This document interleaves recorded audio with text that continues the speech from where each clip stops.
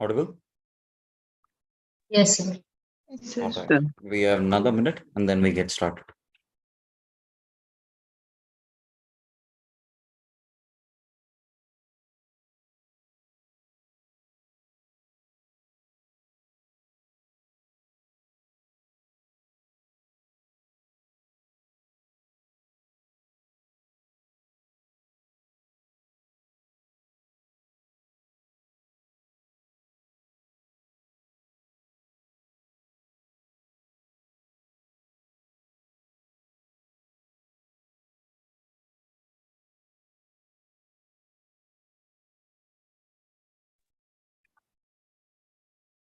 Audible? Yes, sir. Yes, sir. Yes, sir. Visible? Yes? No? Yes, sir. All right. So seems like most of you, wherever you were sitting yesterday in the night, you just woke up from the same place and you're sitting back there only. Most of you have just gotten up from the place, rather not even moved. It's like someone is stuck here. All right. Nevertheless, so let's get started with the session. Good morning, everyone. I know it's a Sunday morning. Most of you have just gotten up. Most of you don't have the habit of switching on your cameras and letting the world know how you look like early in the morning. I understand all of that. It's okay. You don't look any different from what you were looking yesterday night because you've just not moved from there. All right. Nevertheless, Likita there in the session, someone's rubbing their eyes hard. It's okay. I understand. To us, my headache to ensure that you don't sleep apart from whatever we are supposed to revise. All right. I completely take up that responsibility. So let's get started with the session. Good morning, everyone. Good morning. Good morning, sir. Good morning, sir. Good morning, sir. Audible? Yes, sir. Yes, sir. Seems like somebody has just stung you with some silence. I don't know why. Can I get little energy? Of course, I'm not asking you to emit the energy that I am throwing up right now. Little energy can I expect? Good morning, everyone. Good morning, sir. Morning, sir. Morning, sir. All right. So fair enough. Insist you to keep your cameras on. Let's get started with the session. So in yesterday's session, what we did, we understood your entire Companies Act. We've looked into provision by provision, all the important topics we have touched upon. Then we went on to understand your entire discussion on partnership. We've looked into it again in detail. Probably each and every provision, every topic, subtopic has been touched upon in yesterday's session. Now we're going to tap the last topic, which is your LLP, Limited Liability Partnership. We're going to spend an hour on seeing your RTP, and I'm going to give you a couple of tips when it comes to law paper as such. How do you go about? How do you approach? So here and there, I will be making passing reference. You'll have to pay attention. All right. So good to start. Yes. No. Yes, sir. All Yes, right. Brilliant. I know it might be difficult for most of you because you're not used to this morning sessions, but it's okay. No, it's okay. Something new altogether. Monday mornings seems like, but it is not. It's Sunday. I completely understand. Let's get started with the session now. So let me know if you can see the screen. Yes, no. Yes, sir. It is visible. Yes, sir. Yes, sir, it is visible. Right. So you can do it. And the only thing that you have to do is now stay awake. That's it. Rest, I will take care. All right. So let's get started. Topic that we are discussing, LLP.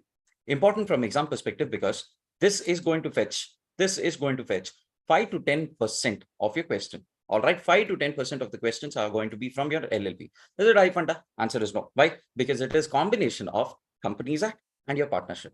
If you were to understand what this entire concept of LLP is, they've taken the good things from everywhere. They've taken the good things from Companies Act and they've taken the advantages from partnership. And then they came up with some new variant itself called LLP. Most of you guys might be doing this for your college assignments.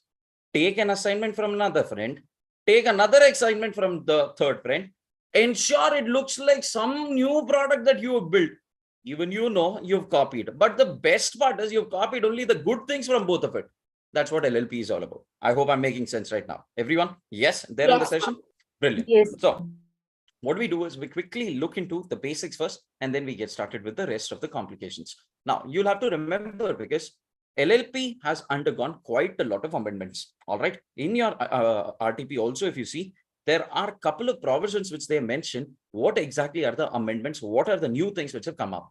High funda? No. Chiller topic. The moment I discuss, you end up saying, sir, all this we know already, but it is just that it is now in the name of LLP. How, when, where, what, why? My headache, I'll take care of it. Can we get started? Yes. Yes, sir.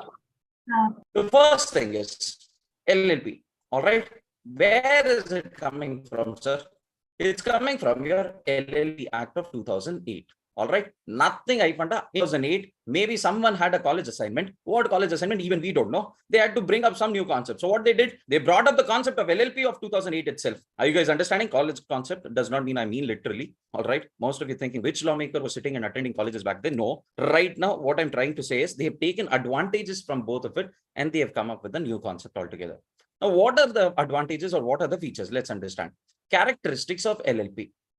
First thing is it's a body corporate. All right. Just like a company which has its own separate legal existence, your LLP also has a separate legal existence. Second, perpetual succession. Whatever we saw in company, men may come, men may go, but LLP will go on forever is the concept now. Are you guys understanding? Yes. Yes. Next. Then you have the third thing, separate legal entity, mutual agency. If you remember, in case of partnership, partners are an agent of the firm. Do you remember? Yes. Yes. Partners are an agent of the firm. Section 18, which talks about your agency. Section 19 talks about your special power. Section 22 talks about how to apply, how to bring the special power into action. So those are the points when it comes to agency. Do we have something of that sort in LLP? Yes. The partners in an LLP are the representatives or are the agents of the LLP as such. This is what is the point coming in here. Understanding? Yes. Then the next point is LLP agreement. Sir, how was it even brought into existence? If you see, company is not easy to form. Several procedures. College assignment was to ensure that you take good things from everything. All right. So what these guys did, they took the good thing, not from Companies Act, but they took it from Partnership Act. What they did, sir, easy to form. Very easy to form. How is partnership formed? By an agreement.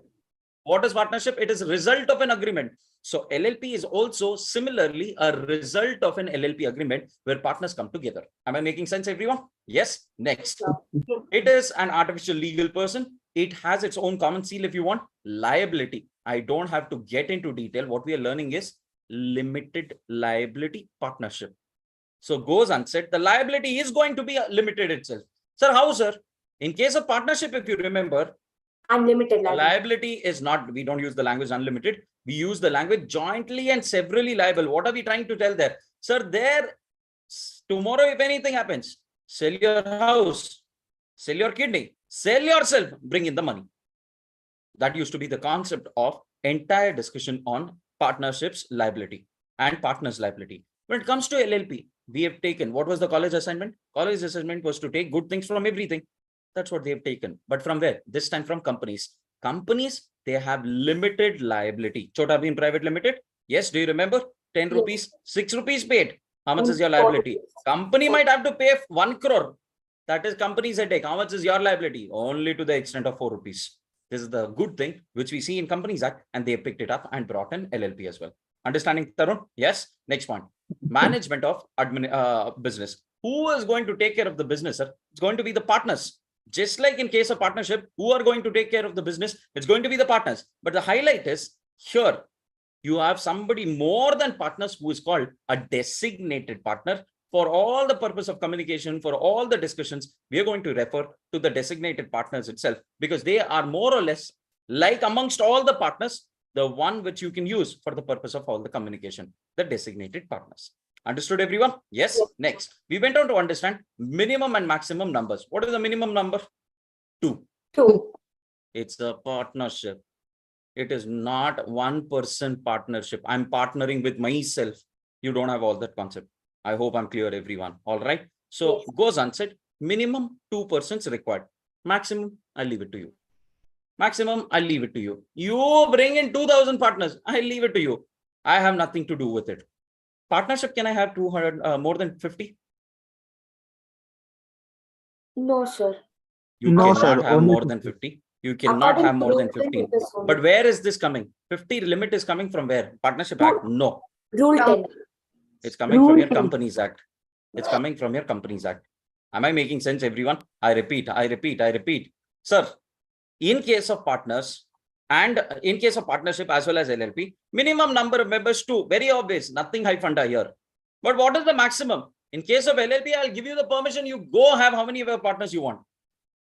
But in case of partnership, you can't have more than 50.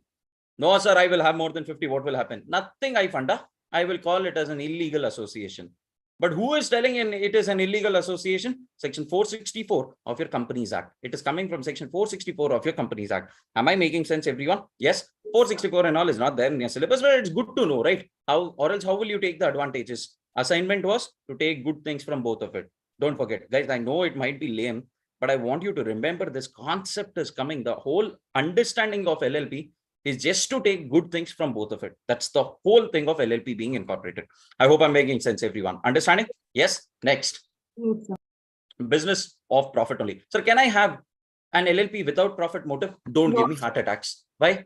Partnership, can I have without profit motive? No. sir. Definition itself says we are here for the purpose of carrying on partnership, only for the purpose of sharing and carrying on business for purpose of sharing profits.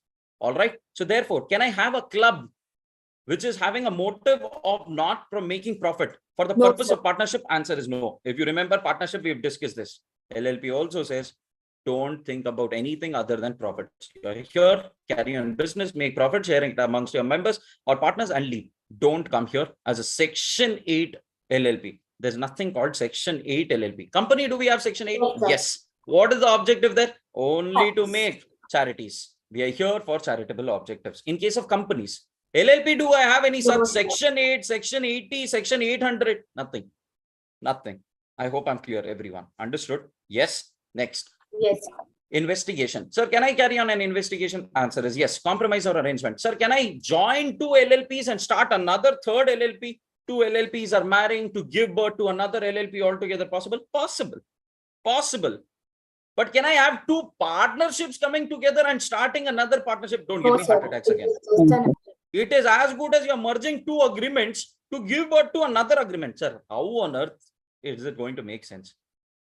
Partnership, you can't.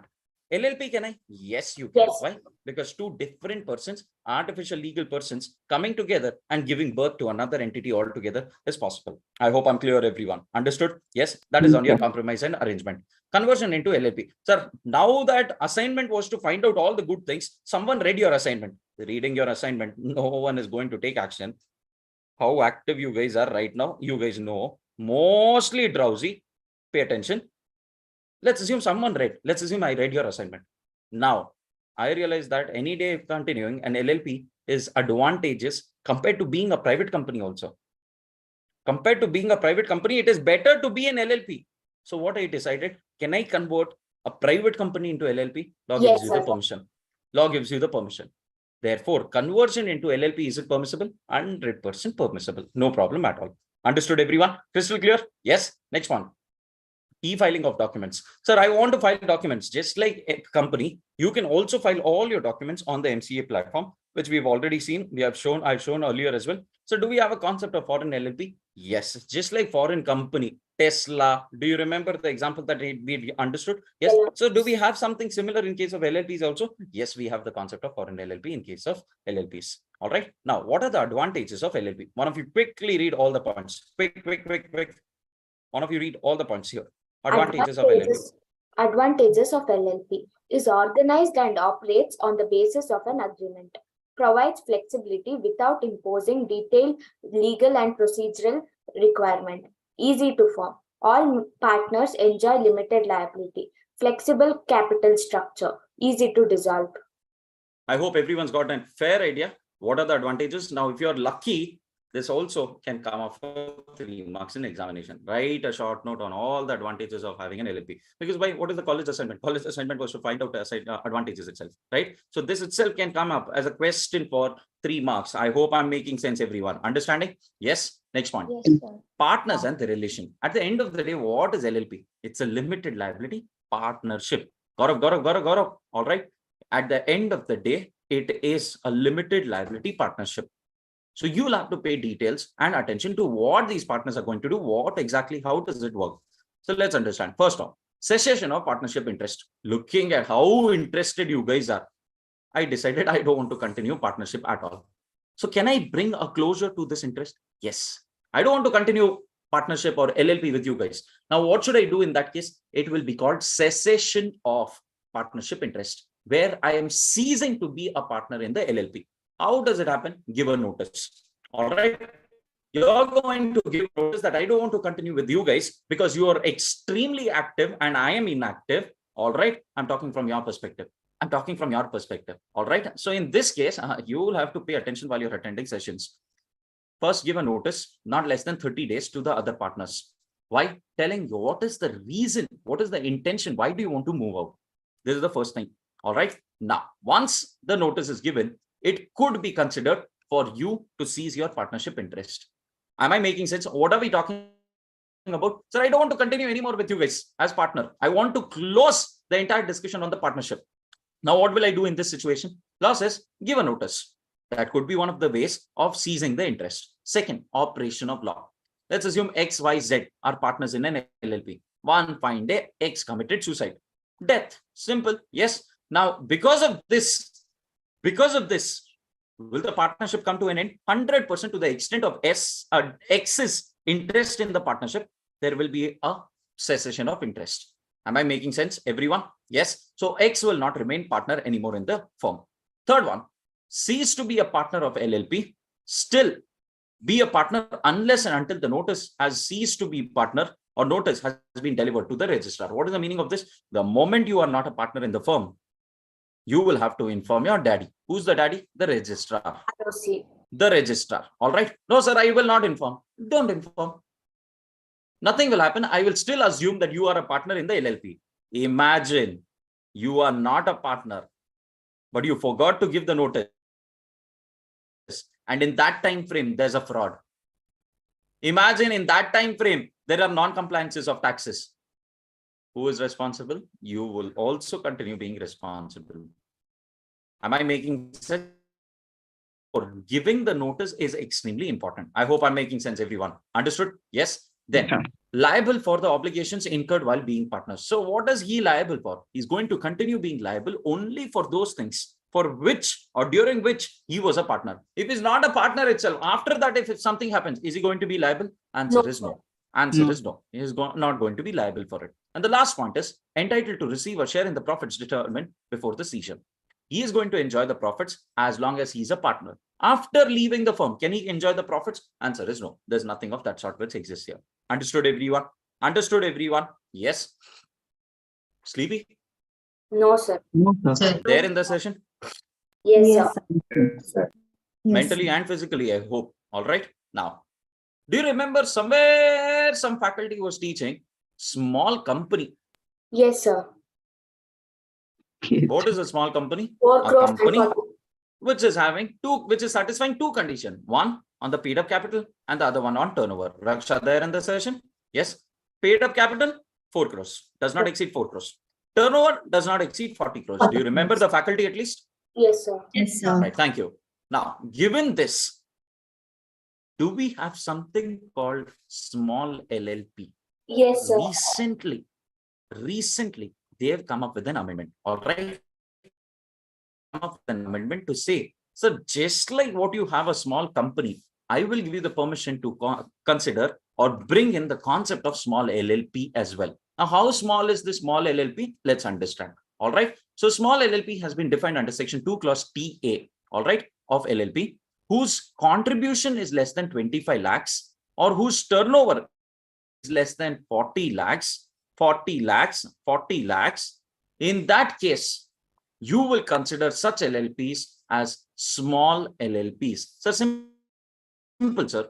Two things. Small company, two things, if you remember, paid up capital and turnover. Here, paid up capital is called contribution. All right. Why? It's a partnership. Whatever the partners contribute is called the contribution of the partners. In other words, it's your capital itself. So the same way here, the contribution does not exceed 25 lakh rupees and turnover should not exceed 40 lakh rupees. If both of these conditions are satisfied, then it is going to be considered as a small LLP. Understood? Now, Anuya is thinking, sir, what small, big, sir? How does it make difference? If it is a small LLP, what will happen? You don't have to follow so many rules and regulations which other LLPs are following. That's the whole advantage of being a small company as well. Do you remember why did we bring in the concept of small company? Sir, because I'm so small, I can't sit and follow what the big companies like Infosys, Wipro might be following. Do you expect me to follow all of that? I've just taken birth. And upon that, you have thousands of rules and regulations which I have to follow. Can I do it? No, I can't. Therefore, law has recognized and given you the benefit of being a small company. Something similar is there in small LLPs as well. All right. Where instead of paid up capital, we use the language contribution. All right. And instead of turnover, we use turnover itself. That can't change. I hope I'm clear, everyone. Understanding? Yes. How much is the limit? There it was 4 crores, 40 crores. Here, how much is it? 25 lakhs or 40 lakhs? 40 lakhs. Why? Sir, we are talking about LLP. Don't get into crores and all.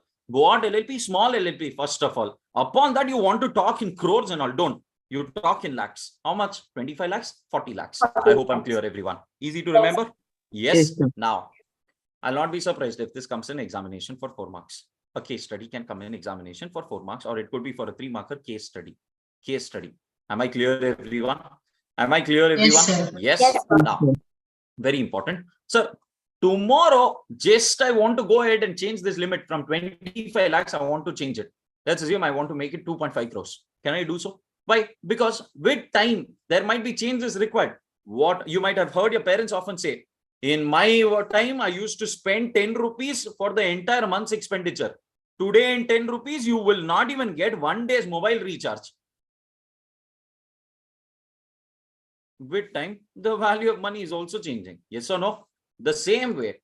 Today, 25 lakhs is appropriate. But tomorrow, when your great-grandchildren are still studying and I'm teaching, assuming, in that case, will this 25 lakh hold good? Answer is no. So law says, I will give the permission to the government to change this 25 lakhs, and they can change up to how much? Can they make it 2,500 crores? No. They can do it only up to a certain amount. How much is that amount? That is up to 5 crore rupees, if you were to understand. All right. Up to 5 crores, they can change. Not today. Today, the limit is 25 lakhs itself. But when your great-grandchildren are teaching, I still can't talk about 25 lakhs, right? With time, the value is going to change. In that case, if the government wants to change after 10 years, after 20 years, if they want to change, can they do so? Law says, I'll give you today itself the power. But how much can you do? Tomorrow you want to change. Let's assume I want to make it, say, 50 lakhs. Can I do so? Yes. I want to make it 5 crores. Can I do so? Yes. Can I make it 50 crores? Answer is no. No, sir. Up to 5 crores, I give you the permission to make changes. But when? Is it today? No. Tomorrow, day after 10 years, after 20 years, whenever you want to change, can you change? Answer is yes. Today, what is the limit? 25 lakh rupees only. Understood, everyone? Understood, everyone? Yes. Now, the same way, here it is 40 lakhs. Tomorrow, if I want to change the turnover limit, up to 50 crores, I will give you the permission to make the changes. Understood, everyone? Crystal clear with the concept, everyone? Yes. Yes, sir. I am expecting this in examination for a 3-marker. I am expecting this in examinations for 3-marker. Anyway, I hope I'm clear, everyone. Let's go ahead with the next point. Registration of changes in partners. Whenever there's any change in the partners, what do you have to do? Law says, please inform your daddy. All right. And that's how you are going to do. You're supposed to inform whenever there is any change within 15 days, the partners have to inform the LLP. All right. So first, let's assume there's a change. Partners have to inform the LLP. Now, LLP is going to inform the registrar. Within how many days? This is going to happen in 30 days. This has to happen in 15 days. I hope I'm clear, everyone. Simple topic. Simple point. Last year there in the session. Pratiksha, Ramkrishna there in the session. Shant? Yes. Yes. Now, section 7 deals with your designated partner. Now, listen to me, the whole understanding of this designated partner. Who's this designated partner? Every class has a class representative, class monitor, class leader. Do you remember? What are they? Useless, first of all. What is their contribution? No contribution. Frankly speaking, they are the most useless people on earth. That's what you might be thinking. Listen to me now.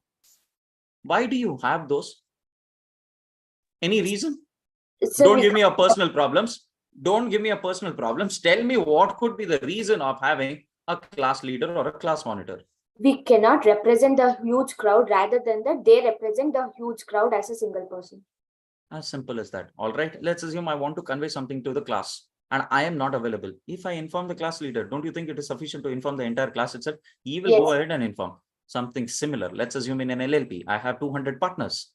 Do you really expect me to go inform every partner every time, every now and then? Law says, I know you have better things to do. All right. You have much more than studying. You have something to watch called IPL. I don't want you to waste your time. I want you to go watch IPL itself. Now listen to me carefully.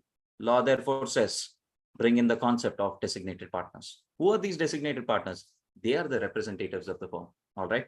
Tomorrow, whenever there is any formal communication required, tomorrow, whenever some sort of information has to be given, if I've given it to the designated partner, it is assumed that I've given it to the entire firm.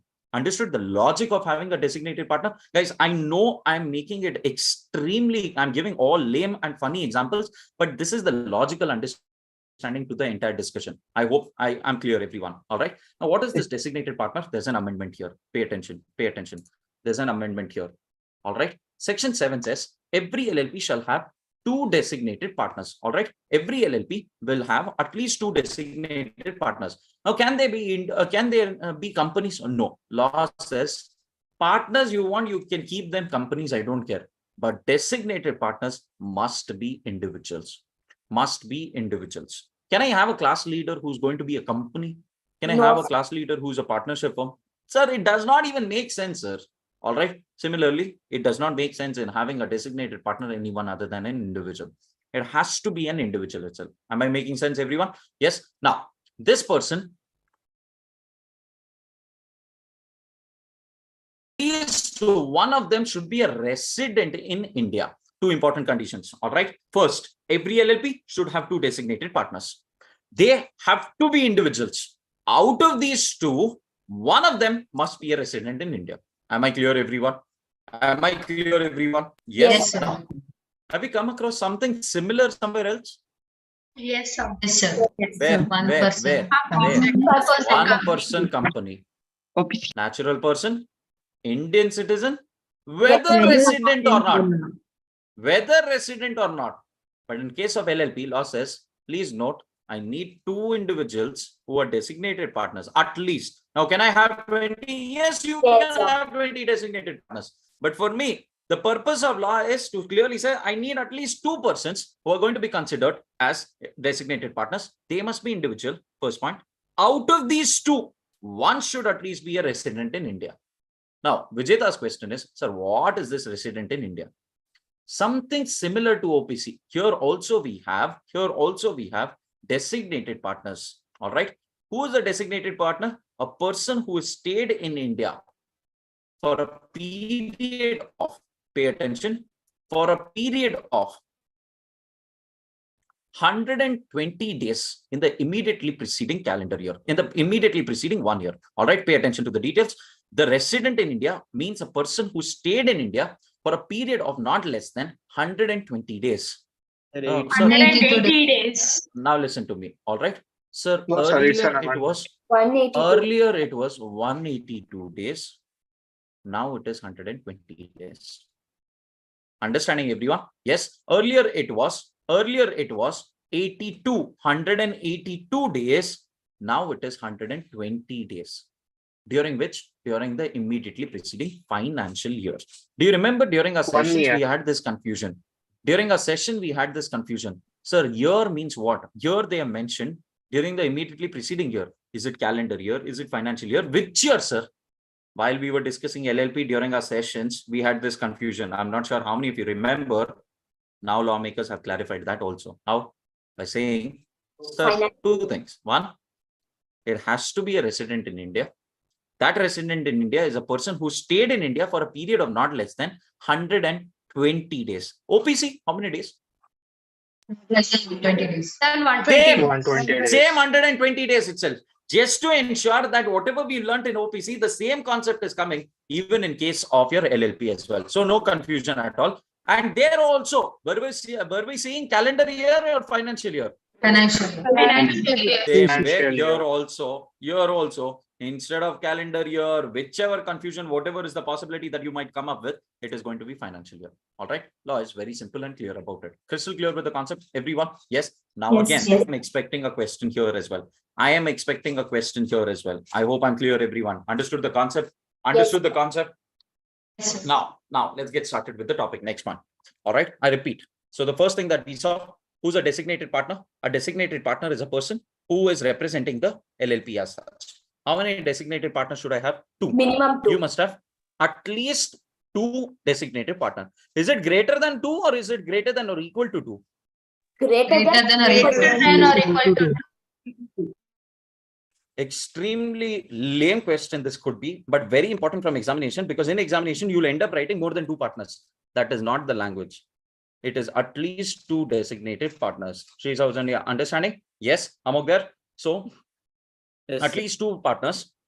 Out of these 2 designated partners, one should, both of these have to be individuals, first of all. All right. One should be, out of these 2, one should be a resident in India. Who's a resident in India? A person who stayed in India for a period of not less than 120 days. When? In the immediately preceding financial year. I hope I'm clear. Crystal clear with the concept? Crystal clear with the concept? Yes, sir. Now, Bhelpuri, ready for it?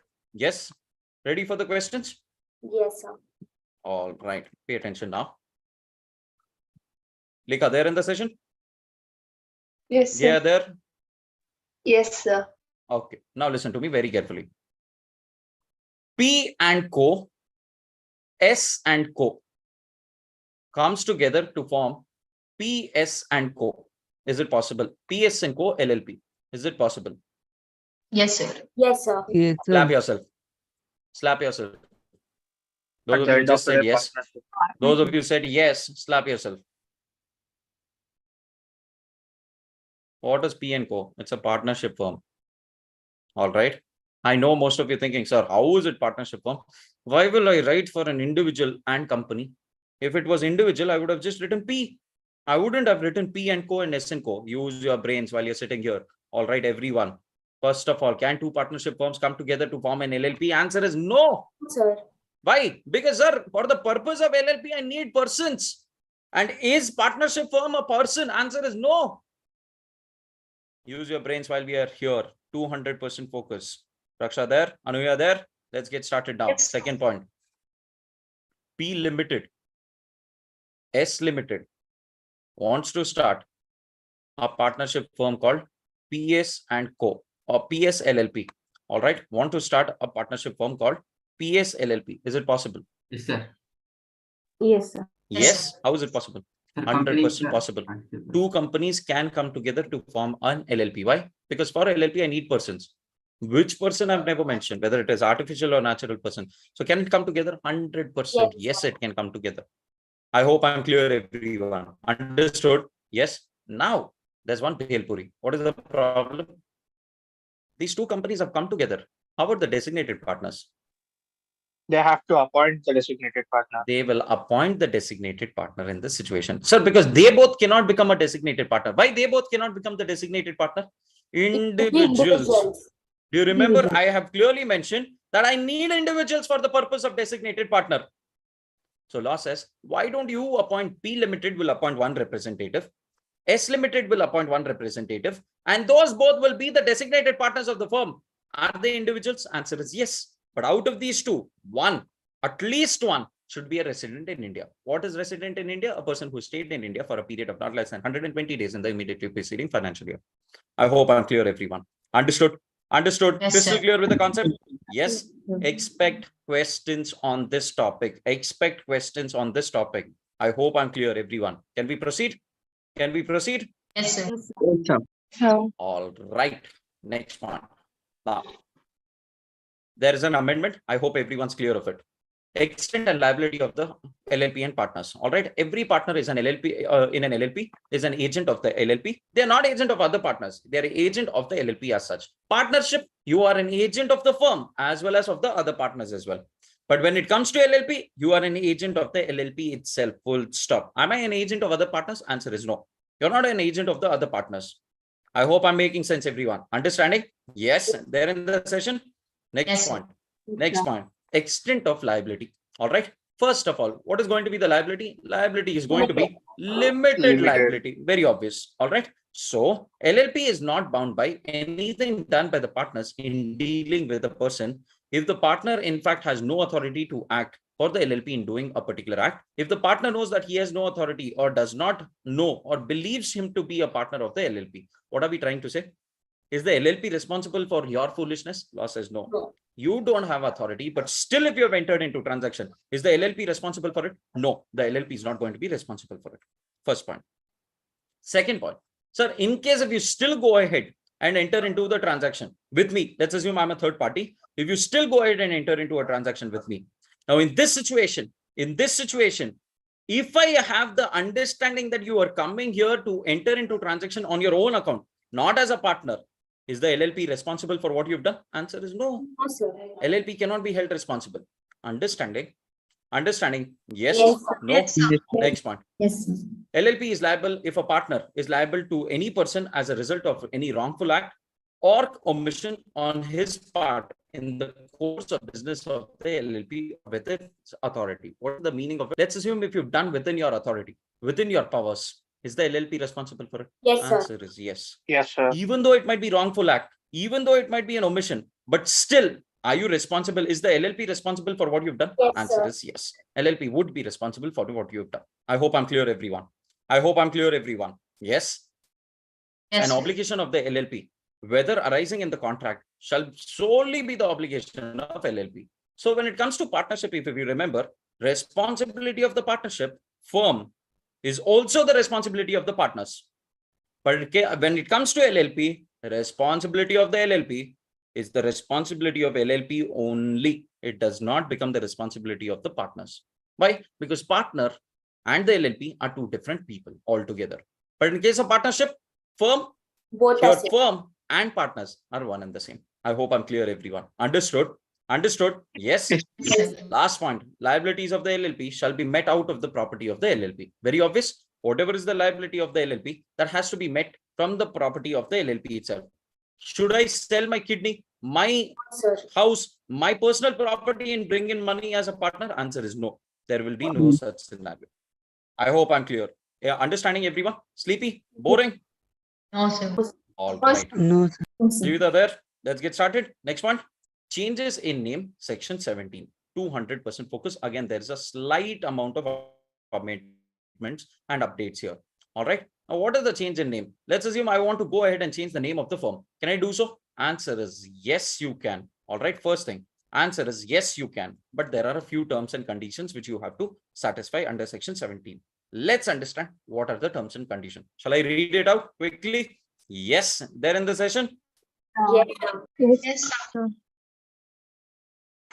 Let's quickly read the law. Changes of name. All right. Notwithstanding anything in section 15 and 16, if through any inadvertence or otherwise, an LLP on its first registration or in its registration by a new name is registered by a name which is identical or resembles already that of another LLP or a company or the registered trademark, and it is likely to be mistaken for it, then an application made by the LLP or the proprietor, respectively, or the company, the central government may direct such LLP to change its name or new name within a period of 3 months from the date of issue of its direction.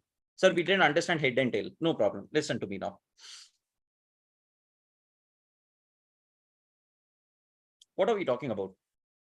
Let's assume there is a company called Pratiksha Limited already there. Pratiksha, there in the session? Respond, quick. Yes, sir. All right. There's a company called as Pratiksha Limited.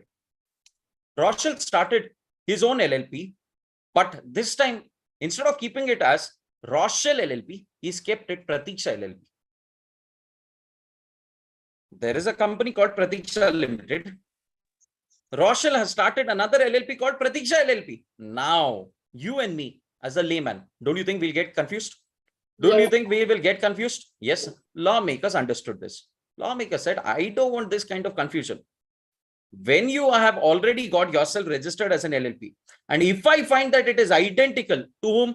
To another company, or it could be another person, or the brand mark, trademark, whatever brand name that you're using is already being used and registered by another person altogether. And if that person is making an application to central government, then I will order you to change your LLP name. Within how many months will you have to change? Within 3 months, you'll have to go ahead and change your name.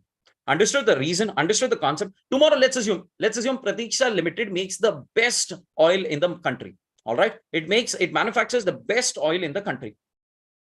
Pratiksha LLP, which Rochelle has started, is also into the manufacturing of oil. You and me as customers, don't you think we'll get carried away? Whose oil? When we end up asking, it might be Pratiksha Limited's oil or Pratiksha LLP's oil. We'll get confused. Law, if they get to know, if Pratiksha Limited makes an application to central government asking them to make an order, pass an order on you, then you will have to go ahead and make changes accordingly. Understood? You will have to change your name. Within how many months? Within 3 months. Within 3 months, you will have to make the changes. Understood, everyone? Crystal clear? Yes. Yes, Next sir. point.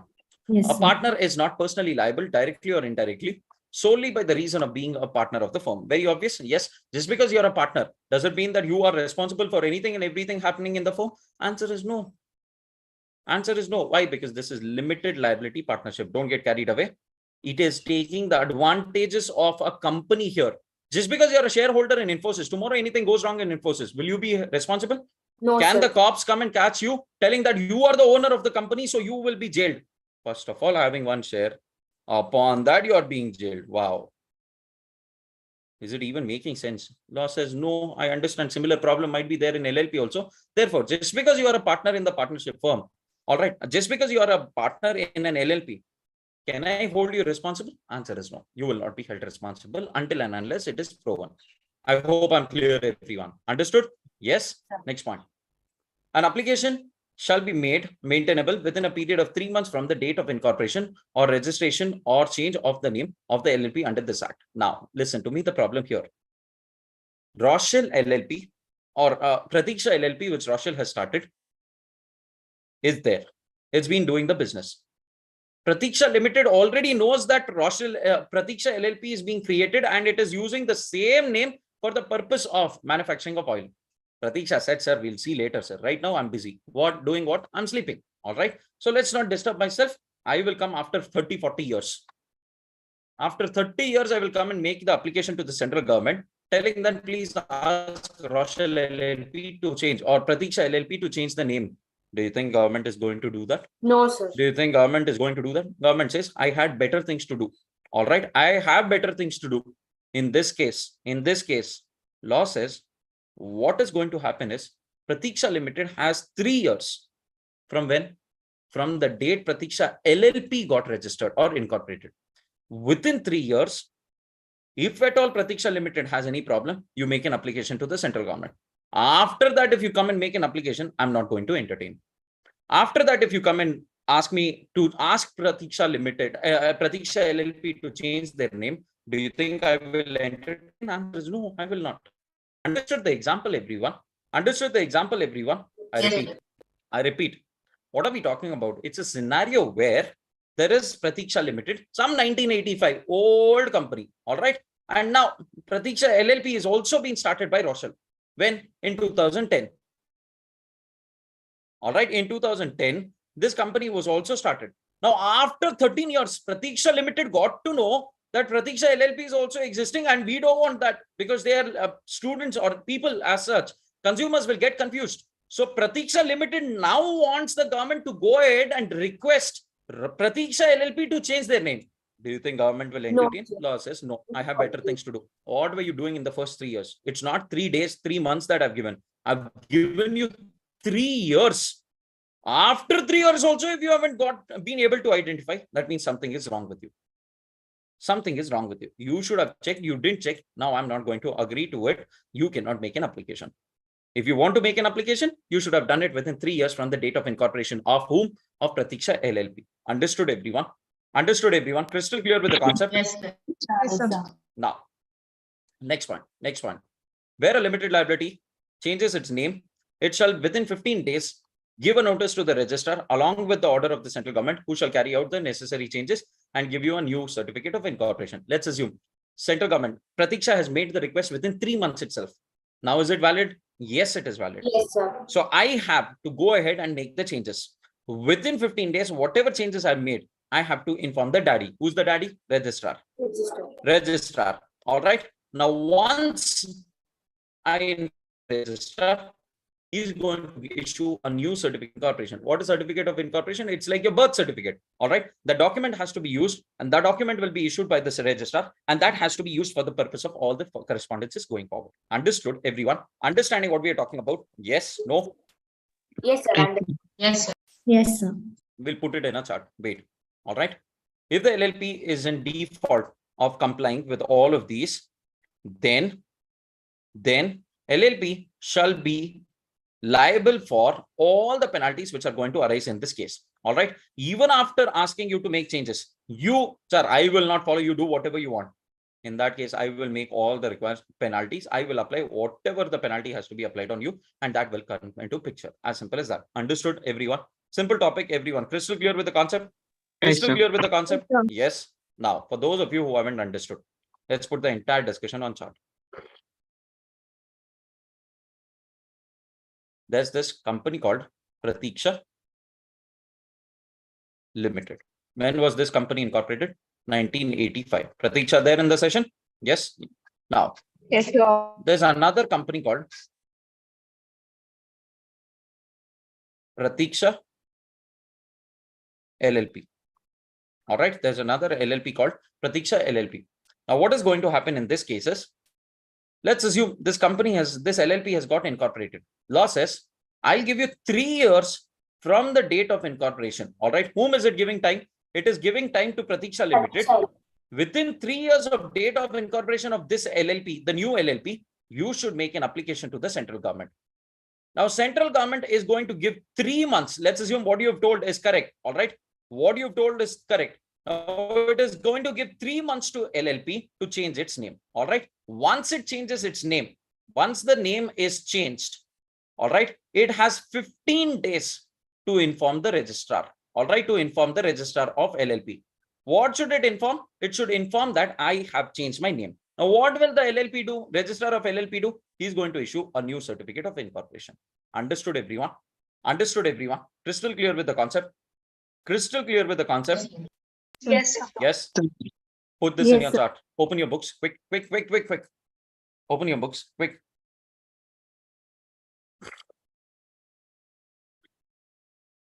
Open your books. Quick.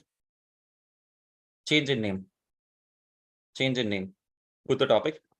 Put the topic heading. Change in name. Section 17. Section 17. Section 17.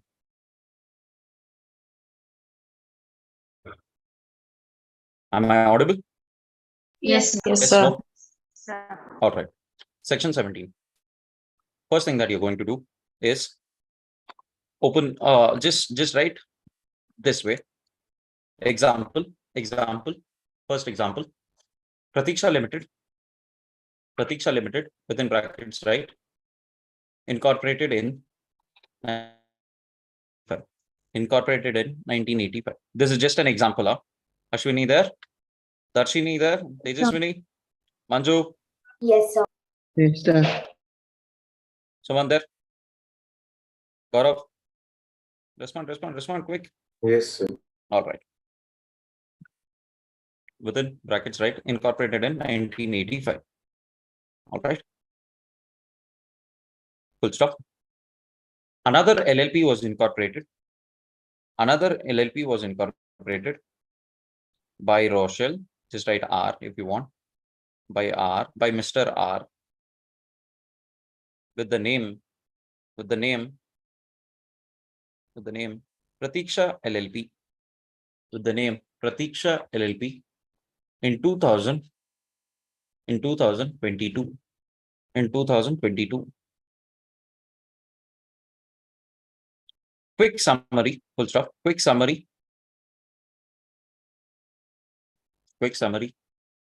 of the law. Under section 17 is as under.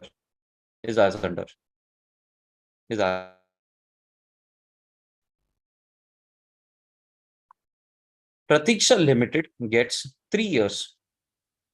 3 years from date of incorporation of Pratiksha LLP. Pay attention while you're writing. 3 years from date of incorporation of Pratiksha LLP to request to the central government for ordering change in name of the LLP. Request central government for ordering the change of name of change the name of the LLP. The LLP. Full stop. Next line. Next line. If the central government is agreeing to it, if the central government is agreeing to it, then it shall pass an order.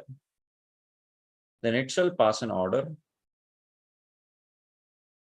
to the LLP, to the LLP, to change its name, to change its name, to change its name. The LLP has to change its name within 3 months. The LLP has to change its name within 3 months from the date of order. From the date of order. Understanding, everyone? From the date of its order. From the date of its order. Understood? Yes. Yes, sir. Yes, sir. Once the name is changed, full stop. Once the name is changed, once the name is changed, once the name is changed, once the name is changed, within 15 days, within 15 days, within 15 days, have to inform the LLP, have to inform the registrar, have to inform the registrar, have to inform the registrar.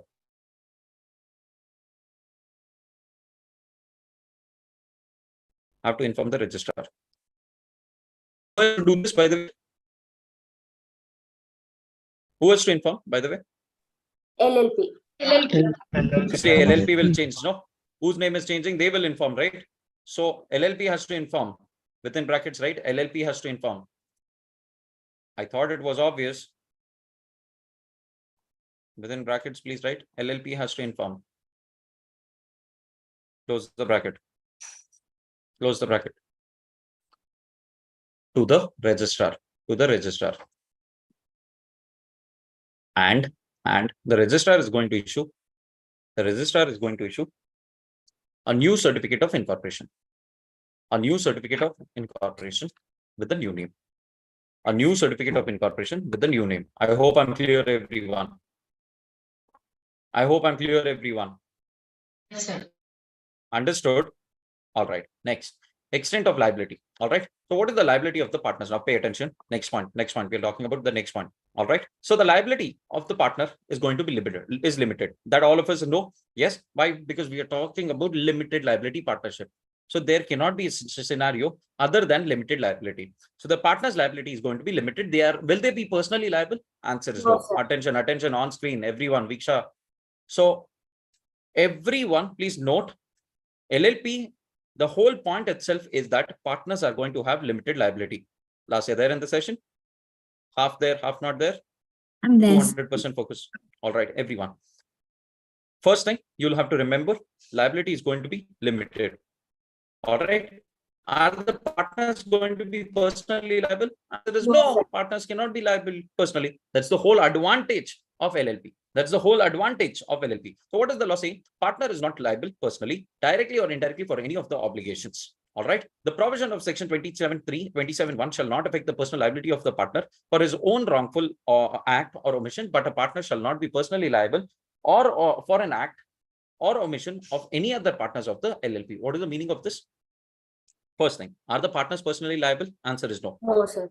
But let's assume he has done something which is wrong, which is omission, which is a wrongful act. Is he going to be liable for his mistake? Answer is yes, he's going to be liable for his mistake. But let's assume there are two partners in the LLP. All right. Let's assume Vijeta and myself, both of us are partners in the LLP. Will I be responsible personally for what Vijeta has done a blunder? No, sir. No, sir. Answer is no. I can't be responsible for what Vijeta has done. And that's what is coming in here. All right. That's what is coming in here. Next, unlimited liability. Are there scenarios where the liability of the partners can become unlimited? Answer is yes. In case of frauds, the liability of the partners become unlimited. So what do you mean by that? Sell your house, sell your kidney, sell yourself, bring in the money.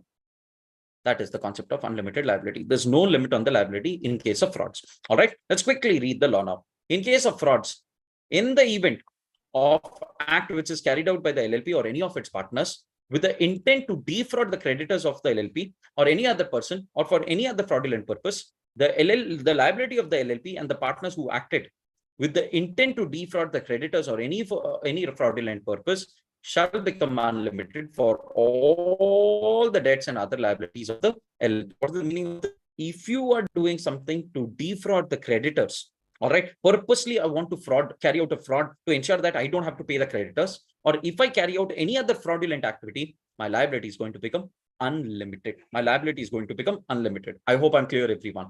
I hope I'm clear, everyone. Understood the concept? Yes. Sure. Last topic, all right, which is whistleblowing. Now, what is this whistleblowing? Seeing and blowing whistles. Answer is yes. No. Yes. What is the meaning of it? If you see something wrong in the company, in the LLP, if you observe that there is something wrong in the LLP, can you raise the red flag? Answer is yes. And this raising of red flag is nothing but whistleblowing. Sir, we didn't understand head and tail. Listen to me. Let's assume Lekha, Monisha, and Raksha, all three are partners in an LLP. Raksha has done a fraud, assume. All right. Monisha knows about it. Monisha wants to go ahead and inform all the other partners. What is Monisha going to do? Whistleblowing. This is called the whistleblowing. All right. What is whistleblowing? When I'm aware of some fraudulent activity which has been done by the other partners, and that I'm making aware to the government, to the law makers, to other partners, that is the whole concept of whistleblowing. Understood? Understood, everyone? Yes. Now let's read the law. Section 31 talks about it. Section 31 says the court or the tribunal may reduce or waive the penalty of any of the partners or employee if it is satisfied that such partner or LLP has given useful information during the investigation. When any information or given by any partner or employee leads to the employee or LLP or partner or employee being convicted under this act, then in that case, I'm going to reduce the penalty. Sir, we didn't understand. Listen to me. Raksha, Monisha, and Lekha, all three are partners. All right. Now, in this case, let's assume Monisha has gone ahead. All three were involved in the fraud. All three were involved in the fraud. They're in the session, all three of you at least. Yes, sir. Audible? Yes, sir. Yes. Yes, sir. Are a part of the fraud. Monisha is scared. She says, sir, in case if I inform the government, at least I'll get some benefit. Law says if Monisha is helping us in solving this crime, in solving this entire mystery of the fraud, then I will reduce the penalty of Monisha, or I will waive the penalty or liability of the or the punishment of Monisha. And this is what is coming under section 31 as well. Understood, everyone? First thing, what is whistleblowing? Everyone understood? Yes. Second thing, if you are blowing the whistle, even though you were a part of the fraud, but I will reduce or waive your penalty. And this is what is under section 31. I hope I'm clear, everyone. Understood? Next point. Section 34A, newly introduced, freshly in the market. Pay attention, amendment. Section 34A is solving one of the biggest problems. What problem? Sir, companies, you've asked them to follow accounting standards. Do you remember in accounting, your faculties might have taught you how to follow what are the various accounting standards, your Ind AS, this AS, that AS. Yes. Do LLPs have to follow that? Earlier, it was not clear. Earlier, it was not clear whether LLP has to follow all those standards or not. First of all, accounting standards. Upon that, we don't understand. Upon that, early in the morning, we are sleepy. Now, pay attention to the details. Should we follow all that? Section 34A has been recently introduced. Very important section because they say LLPs also have to follow accounting standards. LLPs also have to follow accounting standards. Now, what exactly is 34A saying? Central government may, in consultation with NFRA. What is NFRA? The board which is going to draft these accounting standards. All right. So NFRA and your central government are both going to come together.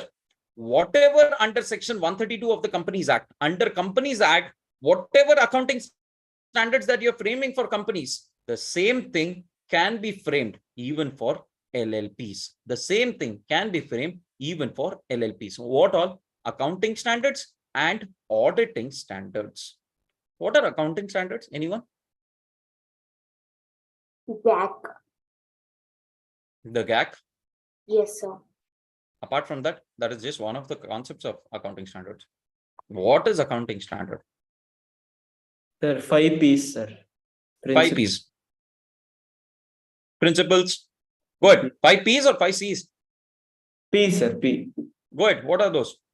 Principles, policies, and practices while preparing and presenting the Financial statements. Are you guys understanding? Yes. It's the same thing for accounting standards of LLP as well. But what are these auditing standards? What are these auditing standards? You have a separate subject in your CA intermediate. Quickly finish your CA foundation and you'll find that you'll be learning auditing. And one of the aspects of auditing is following a few standards. And those standards are called auditing standards, which an auditor, who's an auditor? A chartered accountant who's going to review the financial statement. Tomorrow, your bread and butter, all right, after qualification is going to be your auditing. And you will realize that those auditors, when they are reviewing financial statement, when they are checking financial statements that the management of the company or LLP might have prepared, they have to follow a few auditing standards, and that is what are called auditing standards. Understood, everyone? Yes. So what does section 34A say? Sir, the central government along with the NFRA is going to draw accounting standards and auditing standards which have to be followed by the LLP and the chartered accountant or the auditor, as the case may be. Understood, everyone? Crystal clear with the concept? Yes. Next one, financial disclosure. Important point, so pay attention. What is this financial disclosure, sir? You will have to maintain proper books of accounts, something that we have already discussed. Every LLP within a period of 6 months from the end of the financial year prepares something called statement of accounts and solvency certificates. Pay attention, pay attention. This is something that we have discussed earlier also. Every LLP has to prepare their financial statements. Very obvious. Within 6 months of your financial year, you have to prepare and submit and file something called statement of accounts and solvency. What is the statement of accounts, sir? Nothing but total of how your business is. Give me the details of your business. And that is your P&L, your balance sheet, all of those are part of statement of accounts. What is the solvency, sir? Solvency is a statement to tell that you're solvent.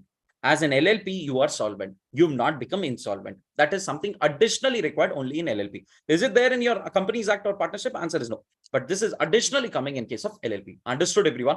Crystal clear? Yes. Now, Yes, sir.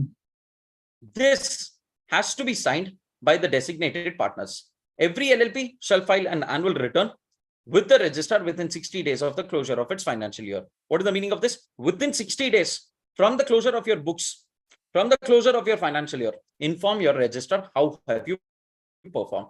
How have you performed? How do I inform? By filing an annual return. By filing an annual return, I'm going to inform the registrar of how the performance has been in the past 60 days or in the past year. Understood, everyone? Yes, sir. You yell at the top of your voice. We don't listen. They have brought about with an amendment now. Your teacher has been yelling at the top of his voice, but you're telling that you're not going to listen. Now pay the penalty. Pay the penalty. What is the penalty? One of you read. Quick, quick. One of you read. If any limited liability partnership fails to file its annual return under subsection before the expiry of the period specified therein, such limited liability partnership and its designated partner shall be liable to a penalty of 100 rupees for each day during which such failure continues, subject to a maximum of 1 lakh rupees for the limited liability partnership and 50,000 rupees for designated partners. Understood the penalty? Very simple, very small penalty. How much? LLP will be liable and your designated partners will be liable for a penalty of 100 rupees. Each day. Don't forget that each day. Don't forget that each day. Every day, LLP 100 rupees, partnership firm or designated partners 100 rupees.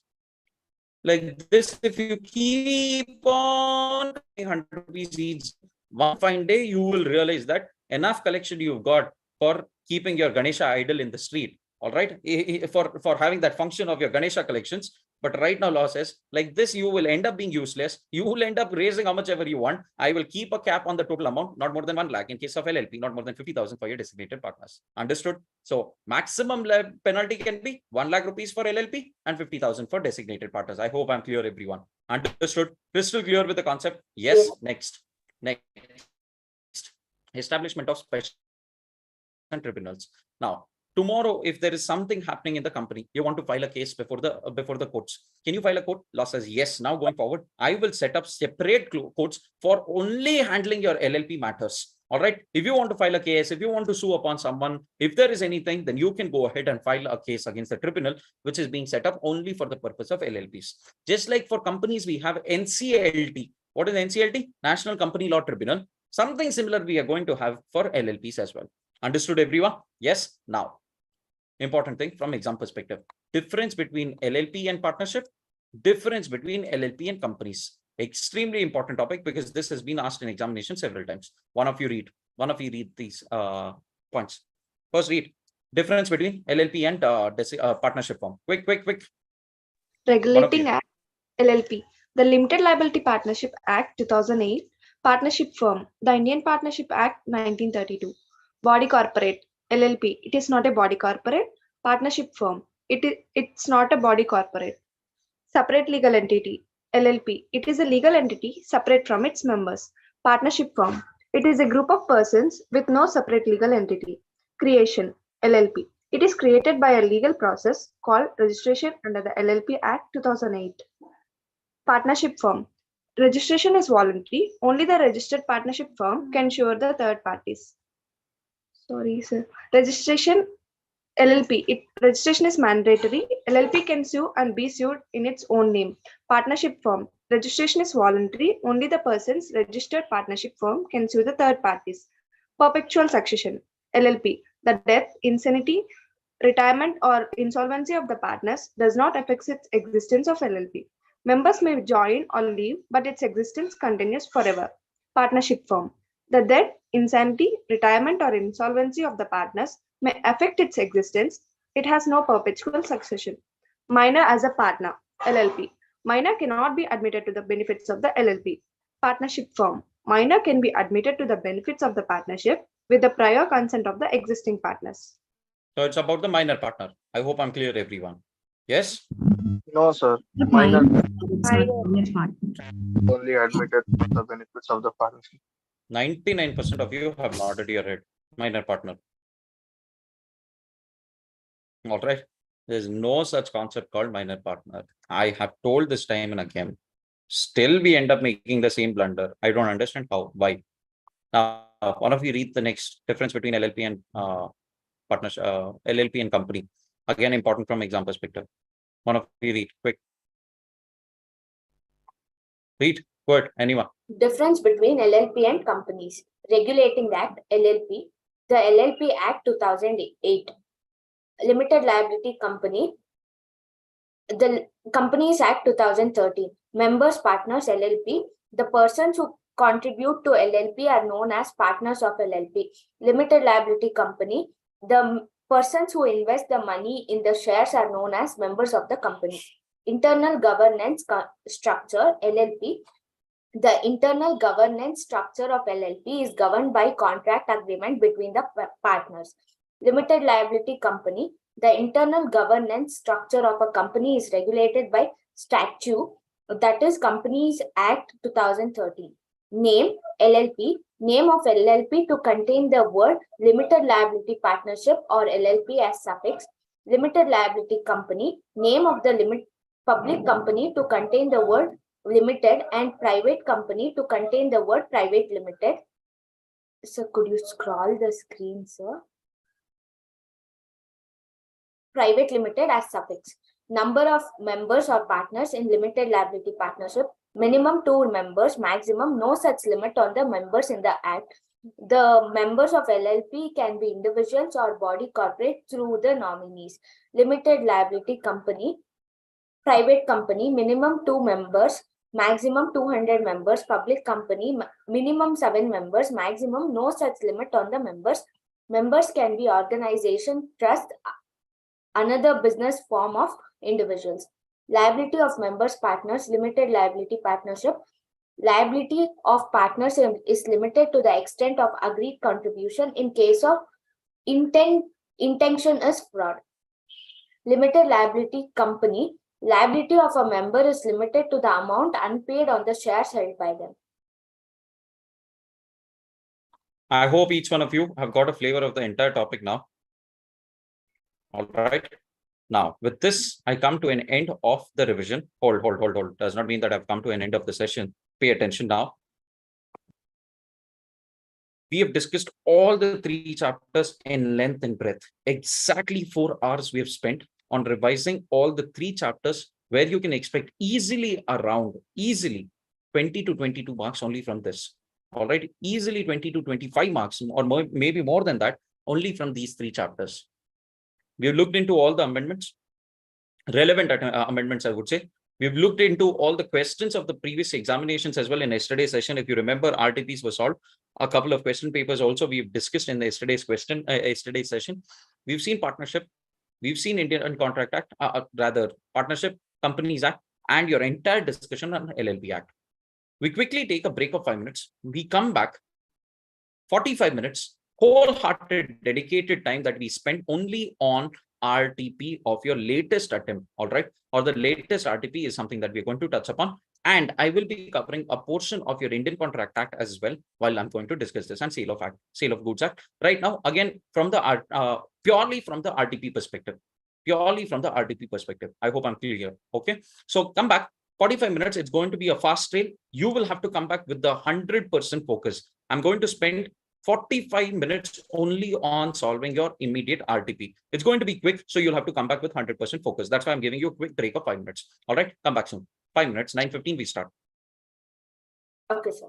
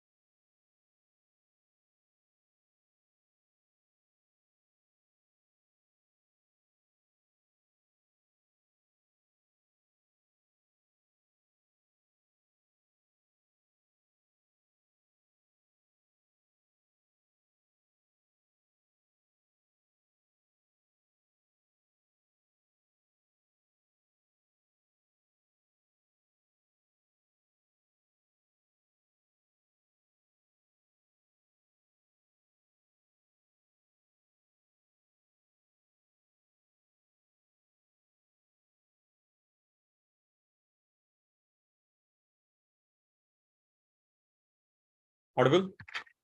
Yes, sir. Audible. Yes, sir. Visible? Yes, no? Yes, sir. Audible. All right. Hope each one of you have got your decent break of 5 minutes.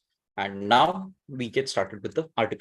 All right. So if you see your entire paper, like we've already discussed, from examination perspective, 200% focus. I insist you to stay in the session because I'll be discussing more from exam approach now, not merely for the purpose of content, but not merely for the purpose of just finishing the session, but also primarily focusing on the amount of efforts that you'll have to put on each of the topics while you're preparing. All right. So if you see, this is one of the material which is available on your website of ICA itself, which talks about what is the importance of each of the topics from an exam perspective. So if you see, when it comes to your entire law paper, 60 marks comes from your business law, 40 marks come from your business correspondence and reporting, which is more or less the English that we call about. All right. Exactly speaking, it is not purely English. If you were to ask, it's way beyond English as well. But given that it is English for the purpose of discussion right now. So 60 marks is there. 6 chapters. All right. 5 chapters rather, if you were to ask me. First one, Indian Contract Act, Sale of Goods Act, Indian Partnership Act, LLP Act, and Companies Act. Now, each of these 5 topics, close to 22 to 25 marks are coming from the 3 chapters that we've discussed, which is your Companies Act, which is your second topic on your entire discussion on partnership, and the third one is LLP. 3 chapters easily going to fetch 20 to 25 marks in your examination. Easy, cakewalk. All right.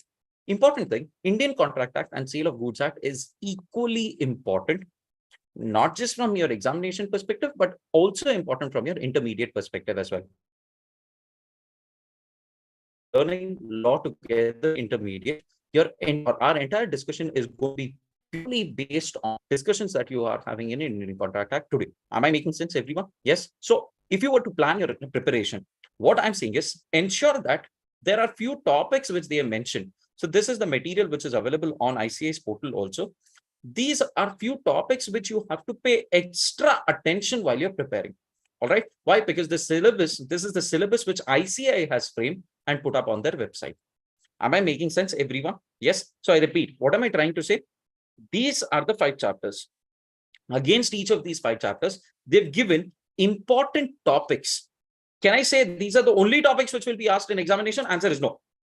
I repeat, these are not the only topics which will be asked in examination, but these are important topics which ICA is trying to highlight. So you should be smart enough to capture these topics at least while you're preparing in your examination for your preparation one day before exam. All right. Now, please read the entire chapter as it is. Assume everything is important. But one day before examination, even if you're able to cover these 5 chapters and the corresponding subtopics that they mentioned, it is good as covering the entire chapter. All right. Am I making sense? Am I making sense? I repeat, for those of you who have misunderstood, I'm not saying these are the only topics which you should know. All right. These are that extra focus points, extra focus time that you are going to spend. All right. If you're reading everything else thrice, you're going to read these 4 times. Am I making sense, everyone? Clear? Yes. Yes, sir. So let's quickly see. To give you an example, let's see from Companies Act, essential features of company, corporate veil theory, types of companies, types of share capital. How do you go about with memorandum of association? What is doctrine of indoor management? What is articles of association? So if you see, this is how they're saying that these topics are important. These topics are important. Pay extra focus while you're preparing for your examination. What am I trying to say? You read the entire chapter. Please don't miscommunicate. Don't misunderstand. This is the biggest problem when I'm discussing, RTPs with students, because they understand Mehul sir only has asked us to read only this topic. I repeat, this is not what Mehul sir is asking you to do.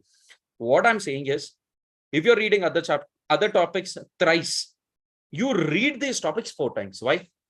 These are important topics which ICA itself has released it's on its portal. I hope I'm clear. What am I doing? Am I creating something? No. I'm just making use of the resources which ICA has published on its portal. And I'm just making it easier for you right now to understand. I hope I'm clear, everyone. Understood? Yes. So this is from your law perspective. So from where do we get this? It's there as a part of your ICA portal. So if you go to ICA, this is how your ICA portal looks like. All right. And if you go on a subject-wise capsule, you will get here. At the same time, there's something called a syllabus. Can you see? Yes. Can you see the syllabus? Yes, sir.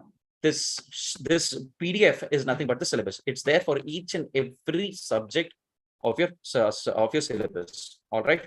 What is important in each of the subjects, what exactly is going to be covered in each of the topics is covered here from syllabus perspective. I hope I'm clear, everyone. Understood? Understood? Yes. Yes, sir. Now this, I've spent 5 minutes so that you get to know where you have to put in your efforts. Guys, we are not donkeys who's just going to put extra effort unnecessarily. We believe in smart work equally.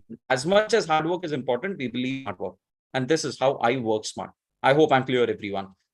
Am I coming with new document? No, I'm just showing you the document which is there on ICS portal itself. It's just that we were never aware of it. And now we are going to be aware and we're going to make use of it. As simple as that. Understood, everyone? Crystal clear? Yes. Now that we know what is important, what is not important, I'll take all the questions only later on. Right now, I just want to focus on the topics. So if you see, everyone is clear of what is important, what is to be given extra focus.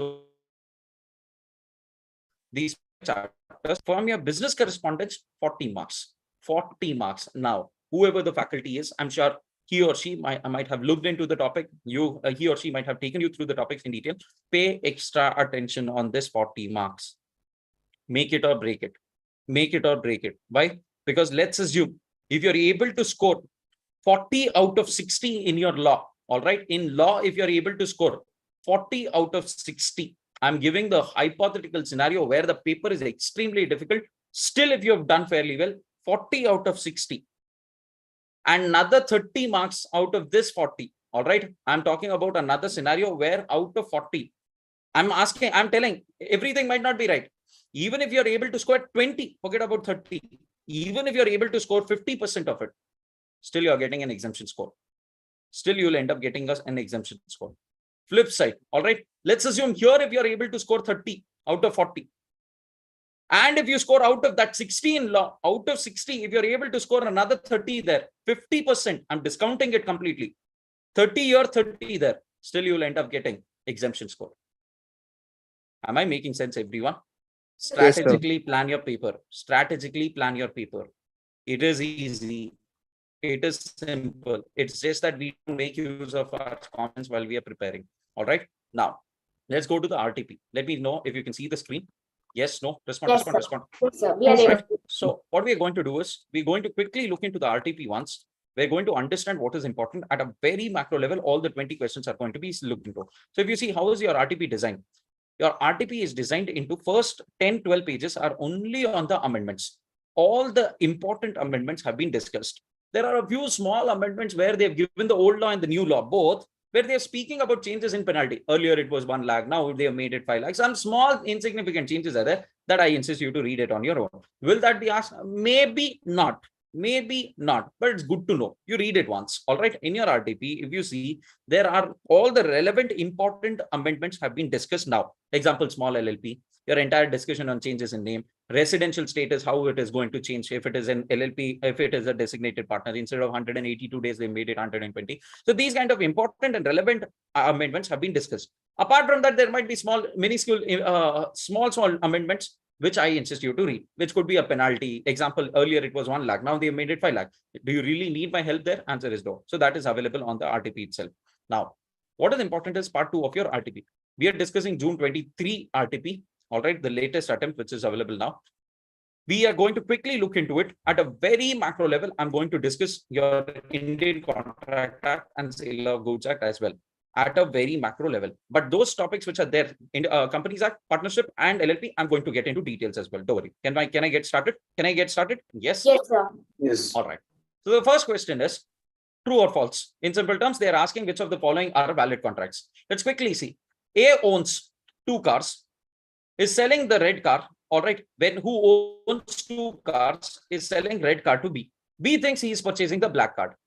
Is it a valid contract? Answer is no. By consensus ad idem. What is consensus ad idem? Meeting of minds. All right. When your minds and thoughts itself are not meeting, you are trying to sell red. The other person is planning to buy black. How on earth can you have a valid contract? This in itself is not a valid contract. Why? Because of consensus ad idem missing. Am I making sense, everyone? Yes. Next point. Second, A threatened B to shoot B if he does not lend 2 lakh rupees and B has agreed to it. Again, basic essential of the contract itself is missing. All right. It is invalid because there is something called shooting B. There is something which is not lawful here. So therefore, again, this is also not a valid contract. Third one, A agrees to sell his house to B for 100 kgs of drugs, cocaine. All right. Now, what is cocaine? It's a drug. Is it valid? Again, is it lawful? Answer is no. No. So therefore, valid essentials of a or basic essentials of a contract are missing. Fourth one, interesting. A asks B if he wants to buy his bike for 50,000. B agrees to buy the bike. Is there something missing? Answer is no. It's a complete clear contract. There's no concern at all. Is it a valid contract? Yes, it is a valid contract. The last one is X agrees to write a book with a publisher, but after a few days, X dies. Impossibility of performance. When the performance itself is not being possible because of the operation of law, the person has passed away, then there will be no possibility of performing the contract. When I can't perform the contract, it cannot become valid contract as well. Simple? Understood? Yes. Next one. Harish owes 3 bills on 31st March to Ashish. So there are these two friends, Harish and Ashish. Let's take in our example. Let's continue with the same example. All right. What are the 3 bills? 12,120, which was due on May 2018, 5,650, which was due in 2020, 9,680, which was due in 2021. Mr. Harish on 1st April 22, without prior notice, without any notice, has made the payment. All right. Now, how will you make the payment? How will you appropriate? How will you adjust? Against which bill are you going to adjust is the question. Understanding everyone? Yes. So law says, sir, in case of there is no clarity against which bill the payment is being made, if it is a clear short, a specific amount mentioned, then you adjust it against the specific amount itself. Example here, a check of 9,680. He has given 2 checks, out of which 1 check of 9,680 is given. Don't you think there's a clear amount also which is payable, 9,680? Adjusted against that respective. Second scenario, he is given 15,000. Now, out of this 15,000, against which one should I appropriate? Is it going to be against 12,120 or is it going to be against 5,650? I don't know, because 17,000 will arise. 17 to 18,000 will arise on a total of the first 2 bills. How much is he paying? Only 15,000. How should I appropriate? Law says time-wise. Go chronologically. Chronologically, you're going to adjust this. Where is it coming from? Indian Contract Act itself. I hope I'm clear, everyone. Understood? Yes. Next one. Mr. Sham Mundra was a big businessman having 1 son and 1 married daughter. All right. He decided to gift his house to his daughter. I repeat, he has decided to gift his house to this daughter. For the purpose, he called the lawyer at his house and made a written document for such gift. The lawyer advised him to get transfer documents properly registered. When they both were going for the registration, they met with an accident and both died. Later, the daughter found the document and claimed the house on the basis of that document. Explain whether she can get a valid, can she get the house as gift under the Indian Contract Act. What do you think? Quick. No, sir. Yes, Why sir, no? you can get. Because it is Why not no? Why yes? She can. Sir, whether it is a social agreement, it should be in return, and it is in return. She can claim the house. So, but it is not yet registered. I'm sorry, I'm not able to listen to both of you. I insist you to raise your hands and give me your answers. Nevertheless, one quick answer. First one, whichever hand I see first. Now, no hands are visible. All right, go ahead. Tejaswini, quick. Sir, even if it is a social agreement, it should be registered, sir, as it is a All right. transfer of property. So she cannot get it as a gift. Go ahead, Samir. Am I audible? Good. She can get the house as gift, sir. It is a social agreement first of all, and it is been returned and it is been registered also. She can get the house. Now, clearly listen to the question. Pay attention to the details that I mentioned. First thing, natural love and affection. Is it a valid agreement? 100%. Yes, it is valid. There's no problem at all. There need not be a consideration if it is out of natural love and affection. So no problem there. Is it written? Yes, it is written. Is it registered? Answer is no, it's not registered. It is not registered. Don't forget, they were going for registration. On their way, they met with an accident. When it was on the way, when they met with an accident, how did they get registered? With the souls? Has the soul come all the way to register the document? How? If it is not registered, can it be a valid agreement? Answer is no, definitely not. And therefore, can this person claim for the property? Answer is no. It is not going to be a claimable document. Next, Mr. Mukund, I hope, Samirana, you've got the answer. Yes, sir. Yes, sir. All right. Mr. Mukund wants to sell his car. Further, for this purpose, he appoints Mr. Path, a minor, as an agent. Pay attention. Pay attention. A minor as an agent. Gaurav there in the session. Mr. Mukund instructs Mr. Path that the car should not be sold at a price less than 2 lakhs. Mr. Path ignores the instruction and he sells the car to Naman for 1,50,000. Explain the legal position under Indian Contract Act, whether Mukund can recover 50,000 from Parth, whether Mukund can recover the amount from Naman. Did you understand the question? Very simple. Yes, They've gone sir. ahead and appointed a minor as an agent. Can minor become an agent? Yes, sir. 100% minor can become an agent. But the problem is, even if he becomes the agent, he can bind everyone else except for himself. He can bind everyone else except for himself.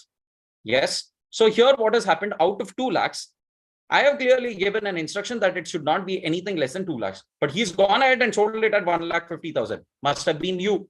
All right. Now in this case, can I hold him responsible? Answer is no.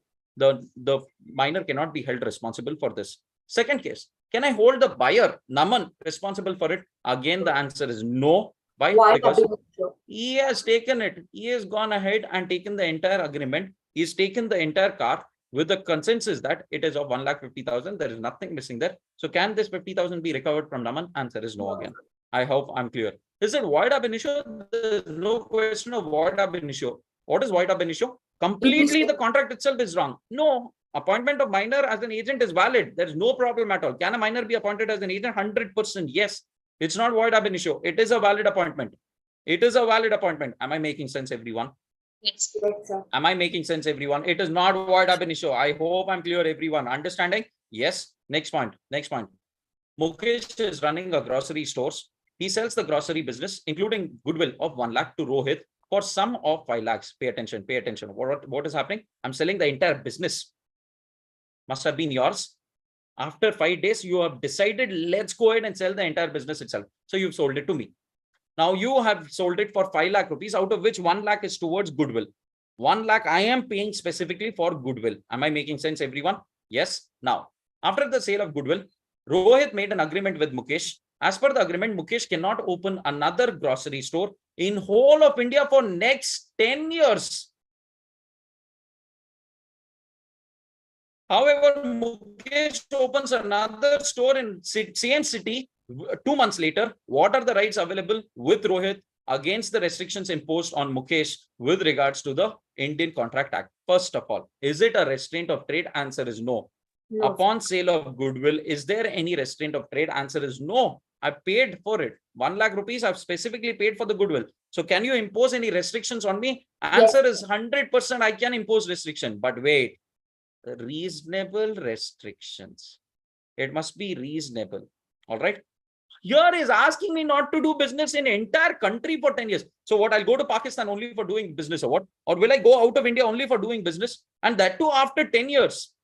You are not being reasonable. When you are not being when it is not a reasonable restriction, then it will not have any valid entitlement. So here, if you see, what did I say? You can impose restriction because you're paying for it. I agree. But at least be reasonable. No, you tell you can't do the business in the same city. You can't do business for a couple of years, for 1 or 2 years in the same city. You can't do business in this area. All that is acceptable because that's going to be reasonable.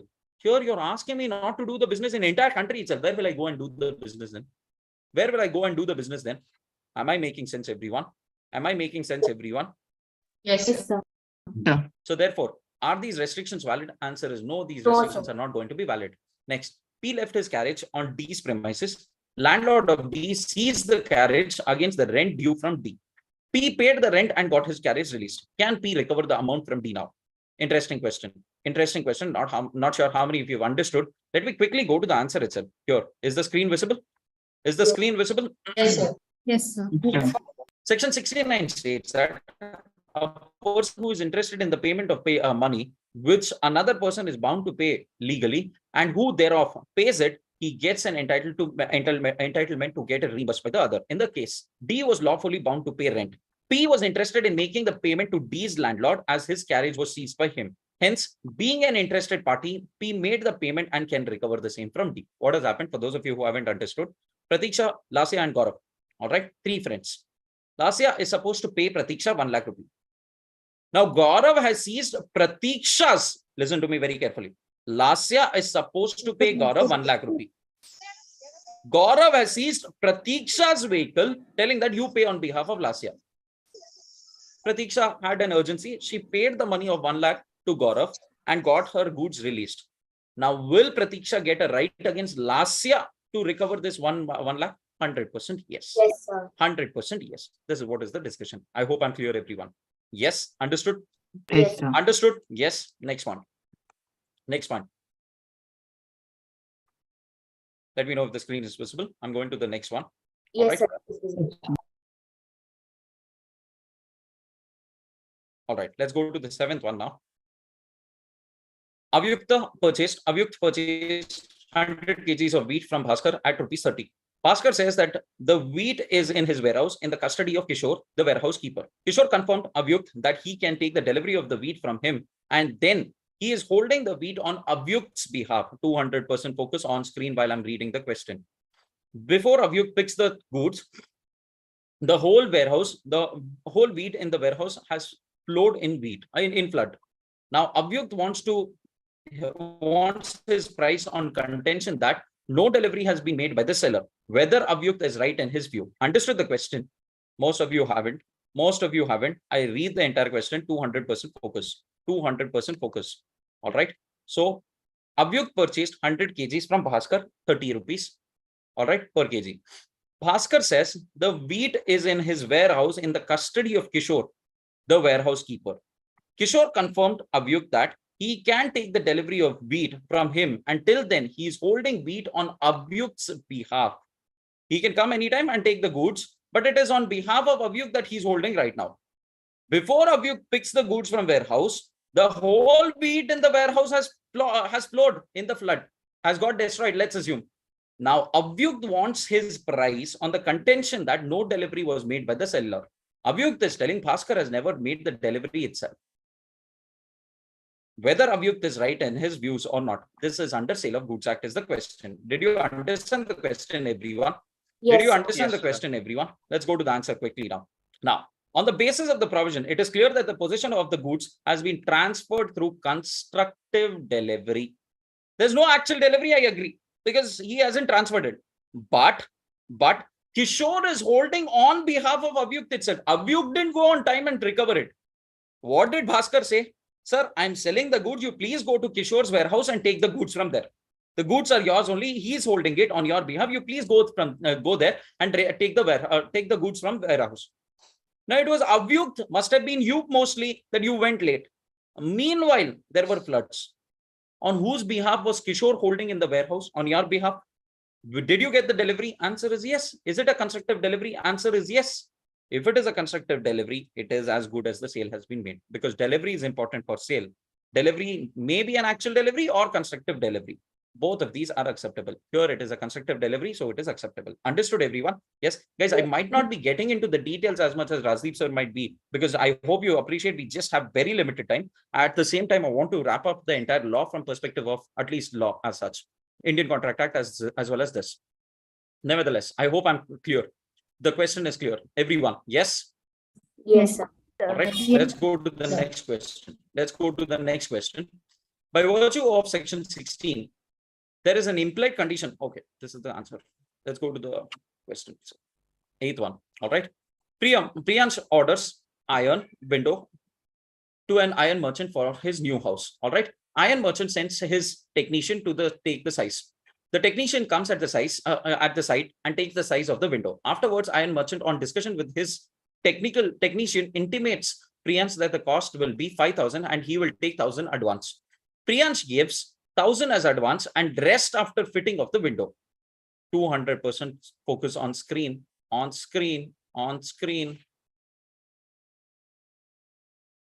After 3 days, when technician tries to fit the window made by him at the site, it was noticed that the size of the window was not proper.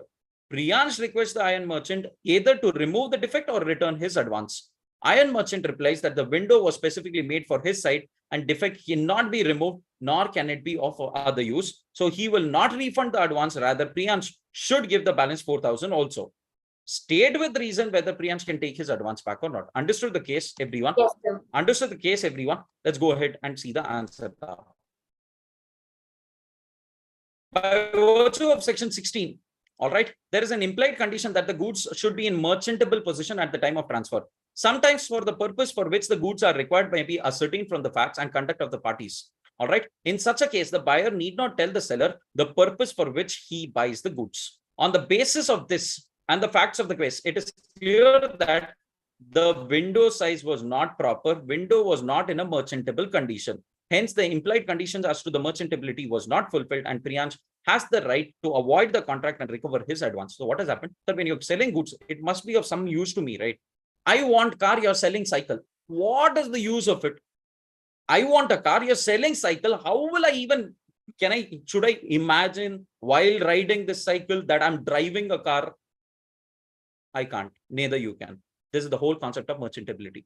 This is the whole understanding of merchantability. Am I making sense, everyone? Yes. When merchantability itself is not there, I want a window for the house. All right. I want a French window, which covers right from ceiling till floor.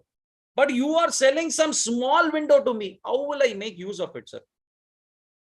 When I can't use it, there's no merchantability. You will have to return the entire advance. I hope I'm clear, everyone. Understood the example? What is Yes, a French sir. window, by the way? For those of you who aren't aware, French window means a window which is touching right from the ceiling till the floor. Entire wall is a window. All right. That is the kind of window I am looking for. And what you are giving is just a small window where I can't even put my head outside. I hope I'm clear, everyone. Understanding? Yes, Is sir. it meeting the merchantability? Answer is no. When it is not meeting the merchantability, I can't go ahead and purchase or sell. I hope I'm clear, everyone. Understood? Yes. Let's go ahead with the next one.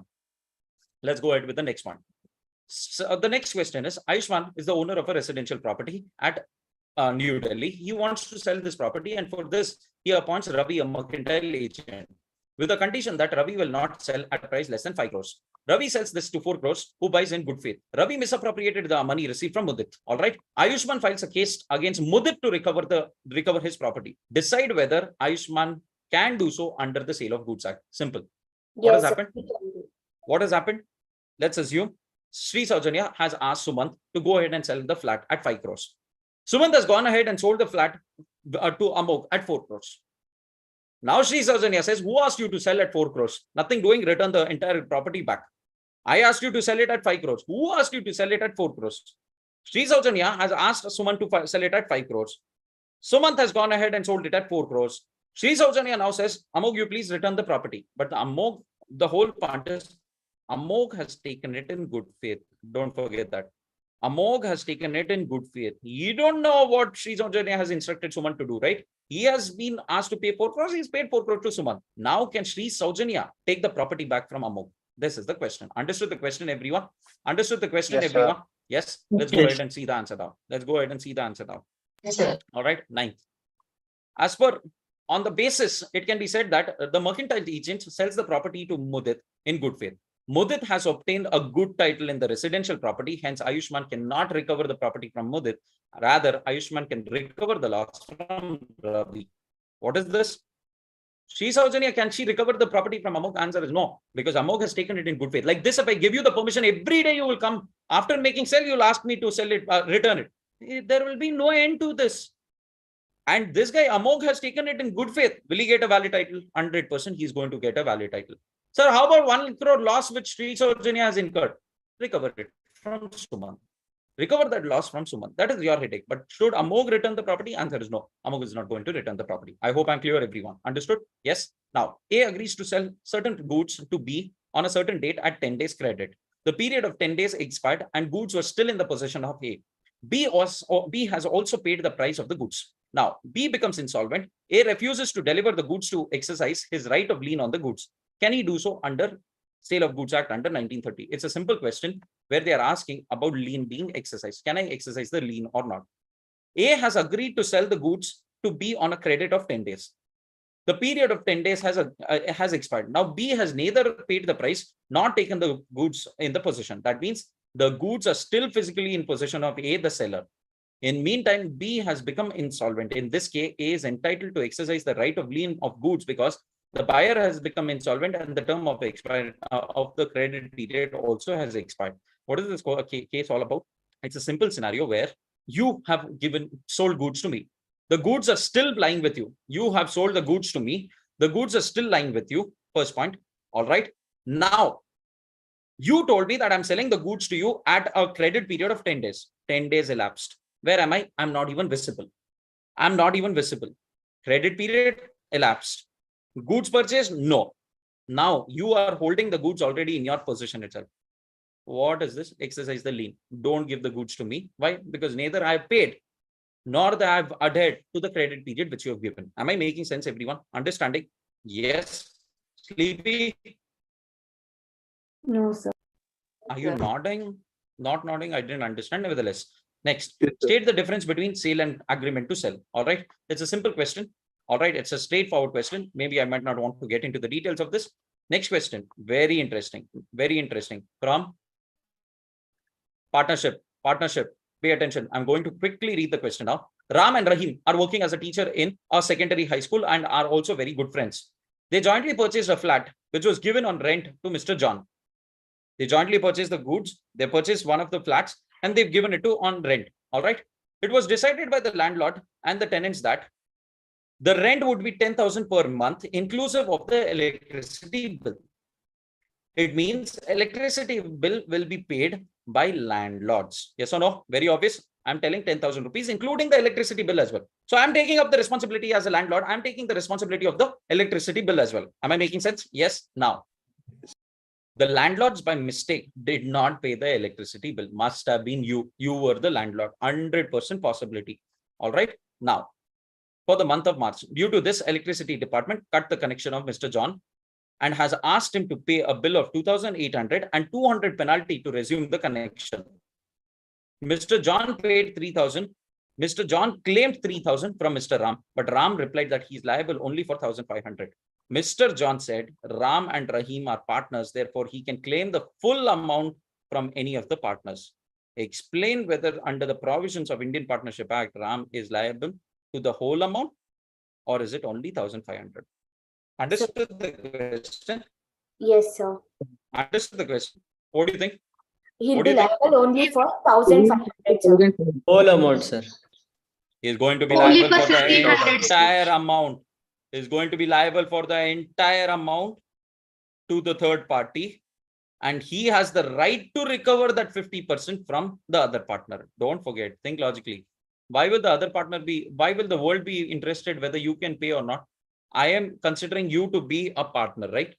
You are an agent of the firm, right? Now, when you are an agent of the firm, can I recover the amount from you? 100% yes. 100% yes. Now, I'll leave it to you. You go recover that 50% from your other partner. That is your headache. Why? Because you are an agent of the firm. And when you are an agent of the firm, you are jointly and severally responsible and liable to the firm's liabilities as well. Understood, everyone? Understood, everyone? Now, for those of you who haven't understood, can I recover 3,000? 100% yes, you can recover 3,000. That extra 1,500 which you're paying, go recover it from your partner respectively. I hope I'm clear, everyone. I hope I'm clear, everyone. However, there's a small catch here. Wait for the twist. All right, let's read the answer now. Let's read the answer now. Is the screen visible? Yes, sir. Is the screen visible? On the basis of the above provision, Mr. Ram and Rahim cannot be said to have entered said under partnership as they are teachers in school and just purchased a flat jointly. I'm not sure how many of you understood. They're I'll come not back to doing the point. business here, sir. By merely giving the flat on rent, they're not doing the business. They are just earning the income from property as co-owners. There is no partnership between them. When there is no partnership, why will I be responsible for your headache? Brilliant question. Just that we agree to anything and everything which is told to us. Use your brains. Am I doing a business? Is there a business here? No, sir. Am I like a real estate developer here? They have clearly told that he's a teacher. Why will they give all that gyan? Just to ensure that you get a quick glimpse that they're not into the business of letting out properties. This is just one of assignment. Is it going to be an ownership? Answer is no. What is partnership? Partnership is an agreement or it is a partnership. It is a result agreement wherein the partners come together. It's a relation where partners come together for the purpose of sharing for all. Where's the business here? It was just one flat that we purchased and we sold it. This was the twist. Had they not given the school teacher, then 100% this would have been assumed that it is a business, and we could have given the story of whatever I discussed first, jointly and severally liable. But here there's a catch. When I told you there's a catch, the catch was on all about the business. Did you understand the point, everyone? Did you understand the point, everyone? Yes or no? Yes, sir. Brilliant question. All revolving around the basics itself. All revolving around the basics itself. I hope I'm clear, everyone. Understood. Next question. Shyam, Mohan, and Keshav were partners in a firm. All right. They mutually decide that Shyam will take the responsibility to sell the goods. Mohan will purchase goods and Keshav will look into accounts. Basically, it's a simple thing where we have clearly, where we have agreed that one is going to purchase goods, one is going to sell goods, and one is just going to look into finance. Simple? Yes. Everyone has agreed to do whatever they have mentioned here. No one will interfere with each other's department. Once Shyam and Keshav were out of town, Mohan got the information that the price of their goods is going down significantly because of some government policy. And because of this, there could be heavy losses to the firm if not sold immediately. He tried to contact Shyam, who has the authority to sell the goods. When Mohan couldn't contact Shyam, he sold all the goods at the reduced price to save the firm from heavy losses. Thereafter, Shyam and Keshav denied accepting the loss due to the sale of goods at reduced price, as only Shyam was having the authority to sell the goods. Discuss the consequences under Indian Partnership Act. Understood the question? Understood the question? Brilliant question. Yes, sir. All right. It's a scenario where you, me, and Mr. X are partners. Mr. X is the agent, he's the sales and marketing head. Only he can sell goods. Once you and Mr. X were traveling, I am the one who looks into accounts. I got to know that the prices are going to shoot, or rather it's going to fall down majorly and we are going to incur heavy losses. So I have decided to sell the goods. I tried reaching Mr. X, but I was not able to get through. Now, to save the firm from losses, I've gone ahead and I've sold it at a reduced price. Now, whatever the loss, I have decided that we are going to share. Instead of incurring 10 lakh rupees loss, now we are going to incur 6 lakh rupees loss. Why? Because I've sold it at a reduced price. Am I making sense, everyone? Yes. Now, Mr. X says, you don't even have the authority to sell. How did you sell the goods? Can Mr. X now say, I'm not going to share the losses? Did you understand? Did you understand? Go ahead. What do you think? Quick. What are your thoughts? Yes, sir. Sir, it is just an internal understanding, mutual agreement between them, but the actual thing of partnership says that he is the agent and can do and bind other agents also, sir. No, but when we are clearly told that you are not going to purchase or sell, how could you sell? You're going beyond your authority. Sir, the But- partners are not liable, sir. Section 20 comes here to the picture. What does section 20 talk about? If a partner, Go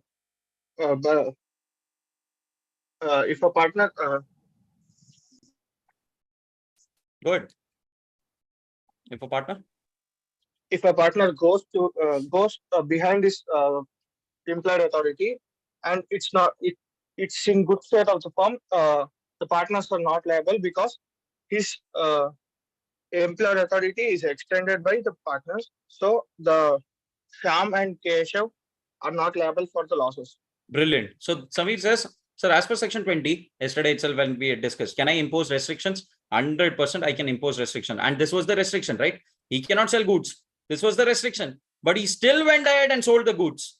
So ideally under section 20, I am not supposed to bear the losses, but wait, 21 has a twist. 21 says, if I do something else, I'm going beyond the authority. But why? To save the firm from the losses, which anyone else also would have done. Because it is an emergency. Because it is an emergency, others also would have done this to ensure that we don't incur heavy losses. In the ordinary course, others also would have done this. Then in that case, it is a valid activity. It is a valid act by the partner. I know I can't sell goods, but if I wouldn't have sold goods, all of us would have incurred loss of 10 lakhs. But now we are going to incur loss of only 6 lakhs. Anyone in my place also would have done that. to ensure that our losses are reduced as much as possible. Section 21 says in that case, it's a valid act. Understood, everyone? Understood, everyone? Yes. All right. Next one. Next one. So on the basis of this, though Sham was expressly authorized to sell goods, Mohan sold the goods at some loss. It was very clear that Mohan has done this in ordinary prudence in an emergency to protect the heavy losses. Hence, this sale will bind the entire firm and all the partners. Understood? Understood, everyone? Yes. Let's go ahead with the next one. X and Y were partners in a firm. The firm was dissolved on 12th June, but no public notice was given. Thereafter, X purchased some goods in the firm's name from Z. The fact that there is a decision, X became insolvent and Z is now asking the money from Y. Can he go ahead and recover the money from Y? Is the question. Understood? The simple, if you were to ask me, notice has not been given of dissolution. Yesterday itself, while I was discussing, I clearly told that you cannot enter, you cannot go ahead. You have to mention, rather, you have to give the notice of your dissolution to the third parties. And if you don't give the notice of dissolution to your third parties, you will continue being liable. So what has happened? X and Y are partners. They purchase goods from you. Before purchasing itself, they had already dissolved the firm, but they didn't give the notice to you. You thought X has come to purchase the goods and you sell the goods to him thinking that he's come on behalf of the firm. Now, pay attention, he's come on behalf of the firm. Later on, you realize that the firm is dissolved. You didn't know while you were selling the goods. All right, later on, you get to know that X has become insolvent, firm is dissolved. Can I recover the money from Y? Yes, sir. 100% yes. Why? Because I had asked you to give the notice. You didn't give the public notice. You continue being liable now. Understood? Yes. Important point. Next, state the modes by which a partner may transfer his interest in the firm in favor of another person. What are the rights of such transferring? Let's assume there are two partners. We want to introduce another partner as well. Is it possible? Unanimous decision must be there. It is possible. Unanimously, all the partners have to agree. Sir, but here they're talking about transferring the rights, right? How will the third party get the right until someone gives it to him? So earlier it was 50-50. Some third party is going to come into picture. Now it is going to be 33-33-33. Yes or no? 1/3, 1/3, 1/3. For him to get that 1/3, I had to give some portion, right?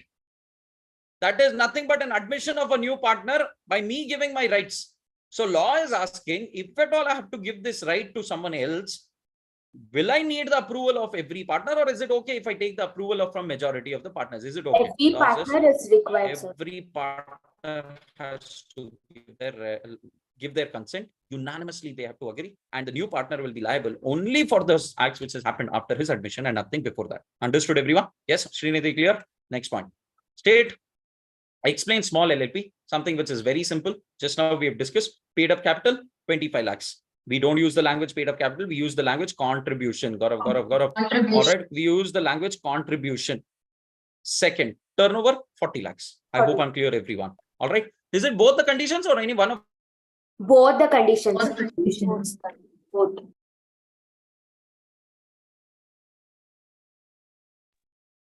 Is it both the conditions or one of the conditions?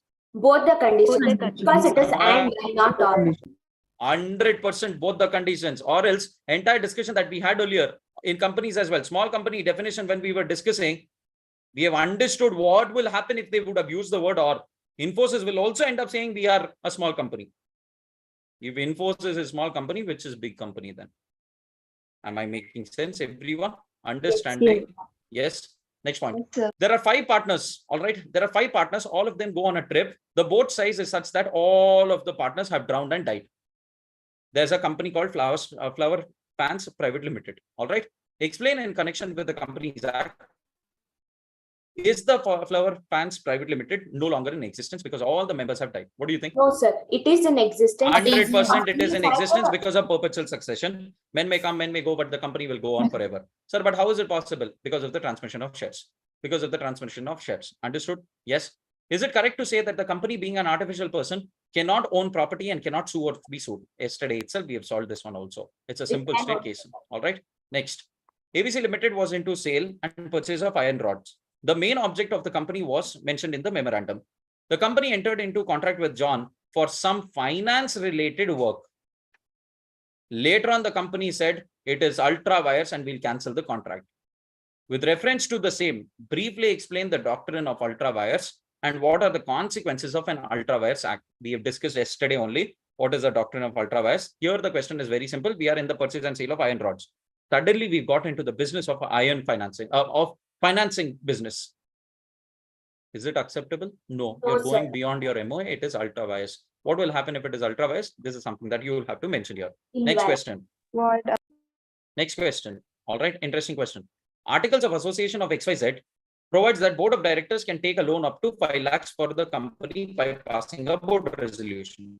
In that case, the loan amount in excess of this 5 lakhs, special resolution is required to be passed in the general meeting. Due to some urgent needs, board of directors applied for loan from a bank at 10 lakh rupees without passing the resolution in the general meeting.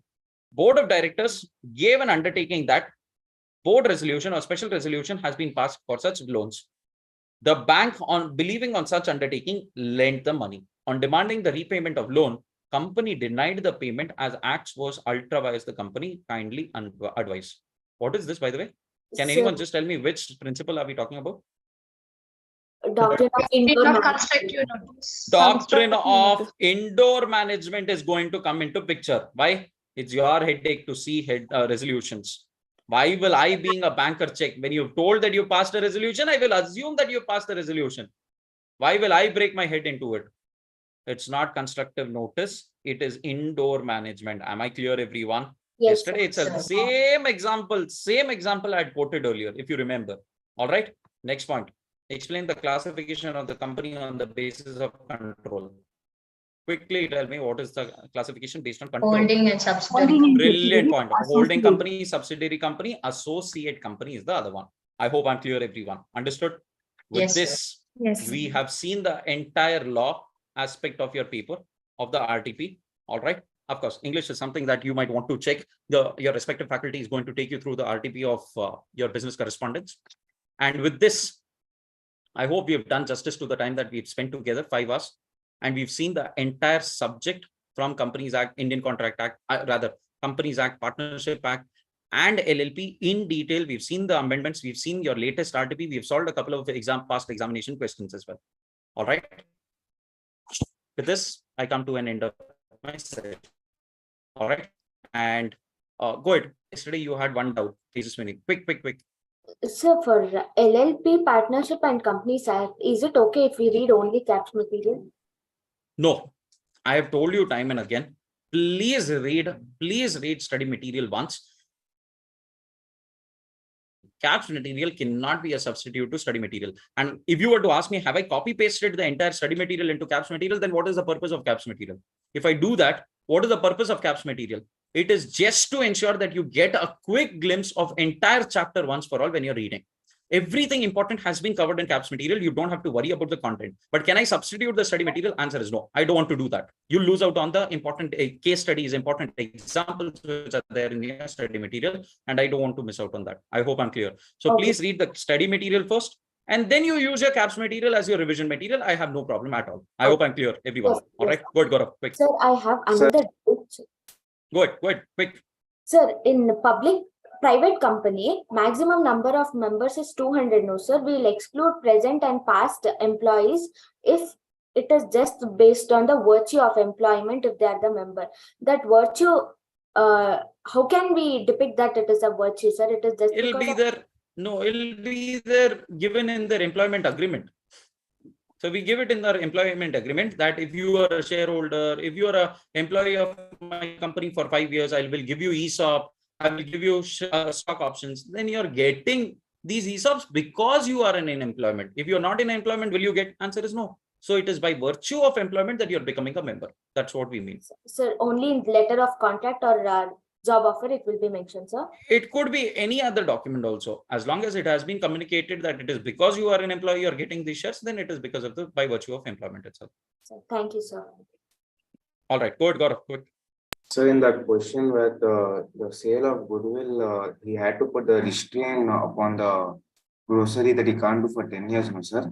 Is it possible that this is reasonable and we can do other businesses than the grocery as per the restriction on? No, again, reasonable is something that we check on circumstances and situation to situation. Okay. Now here, why is it unreasonable? Because you've imposed a complete restriction on selling these goods in entire country for 10 years. Is it reasonable? No, that does not seem to be reasonable. However, you can tell for this area, you cannot sell for next 1 year, 2 years, 3 years. That is reasonable. That I can understand, because you want me to also, I paid for the goodwill, give me some time to you make use of it. If you're imposing a restriction that for 10 years, I can't use it at all, then these are unreasonable restrictions.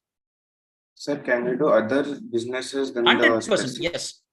Other businesses you can. I can't impose a restriction. That means I am restraining you not from trade, from business itself. Is that acceptable? Answer is no. Fundamental right itself will go for a toss. All right. Next word, Vaishnavi. Sir, in expulsion of partner, we require unanimous consent of all the partners, and there are some conditions. The expulsion must be in the interest. Is Expulsion, I can't have unanimous. Why? Because out of 3 partners, 1 partner is to be thrown out. Why will he agree that please come throw me out? So there can't be unanimous. Think logically. So there we use the language majority of the partners. Okay, Am I sir. making sense? So for majority of the partner, there are 3 conditions. Is it compulsorily it should satisfy? 100% all the 3 conditions have to be satisfied. It has to be in the interest of the partnership firm. Notice has to be given, an opportunity of being heard has to be given. All 3 conditions have to be satisfied. Okay. Sir, I have a question doubt. Can I read out? Go ahead, quick. A & Co is registered as a partnership firm in 2017 with A, B and C partners. In 2018, A dies. In 2019, B and C sue X in a manner, in a name and on the behalf of A & Co without a fresh registration. Sir, is it valid? Not valid, no, because it's not even registered. And if I'm not registered, I can't file a case against the third parties. So previously it was registered, right? Before the death of A. That is something, if they've specifically mentioned that it is registered before the death of A, then I can go ahead and register. Then I can go and file the case against the third party. But here, since it is not clear at all, then I will have a concern. It is not acceptable in that case. Okay, sir. Thank you. I hope you got my point. Yes, sir. Yes. All right. So Excuse with me, this, sir. quick, guys, I think Sir, we are going whenever beyond time. there is a death or admission, a reconstitution of firm happens, no sir, then fresh agreement must come into picture, no sir. 100% ideally it should come. But in case if I don't have fresh agreement, then existing terms and conditions will continue. Okay, sir. Thank you, sir. Yes. All right. So Manju, why don't you just read out quick? Sir, in exam, we have to write as it is same in study material. Sir, 100%. Look, guys, this is another problem, which good that you've highlighted. Sir, is it possible for me to write same words, same language, same things which is mentioned in the study material in exam? I understand. Practically impossible. So what is the language that we are going to use? Important phrases, at least whatever is important phrase, that at least you will have to write. And that's why when I mentioned underlining, do you remember when I also read a law, I underline the keywords? I'm not sure how many of you have observed while I teach, I underline keywords. My keywords are in bold. What am I trying to tell? Those words at least should be there. Now, how do you understand? It's often when you read, you will only yourself understand that this is the keyword. Example, by virtue of employment, paid up capital turnover, 40 lakhs, 40 crores. Now these are 4 crores, 40 crores when it comes to a small company. So you understand that these are the keywords. At least ensure those words are there as it is. The rest, maybe you might want to see the language once or twice. That should be still okay, but keywords have to be there. And that's why every time when I've taught, I've always been emphasizing on the keywords. If you see your revision material also, I've highlighted a few keywords. You'll have to pay attention accordingly. Good question, Manju, but I hope I've answered this to everyone. Sir, is it possible to give a copy paste, cut to paste of what is there in the study material? Practically impossible, sir. It is not possible for me to do that. Neither I will be. Forget about you. Neither I will be able to. I've been teaching now, but still will I be able to give what is there in the study material as it is? Answer is no. Neither the examiners are expecting that from you. What they're expecting, at least the keywords and the section numbers you'll have to give as it is. I hope I'm understood. Yes. Yes, Understood, sir. everyone? Yes, sir. Yes, sir. All right. Brilliant. Yes. All right, friends, I come to an end of my session then. All the very best. And let's quickly catch up now one day before the examination where we are going to have our R2R. We're going to see again the entire syllabus, what we finished in 15 hours, this time in 5 hours. We're going to finish it in an hour. Possible, 100% possible. We're going to do it together. All right. Best wishes, study hard, and work hard for your examination. See you then. Bye. Thank you, sir. Yes, sir. Bye. Thank you.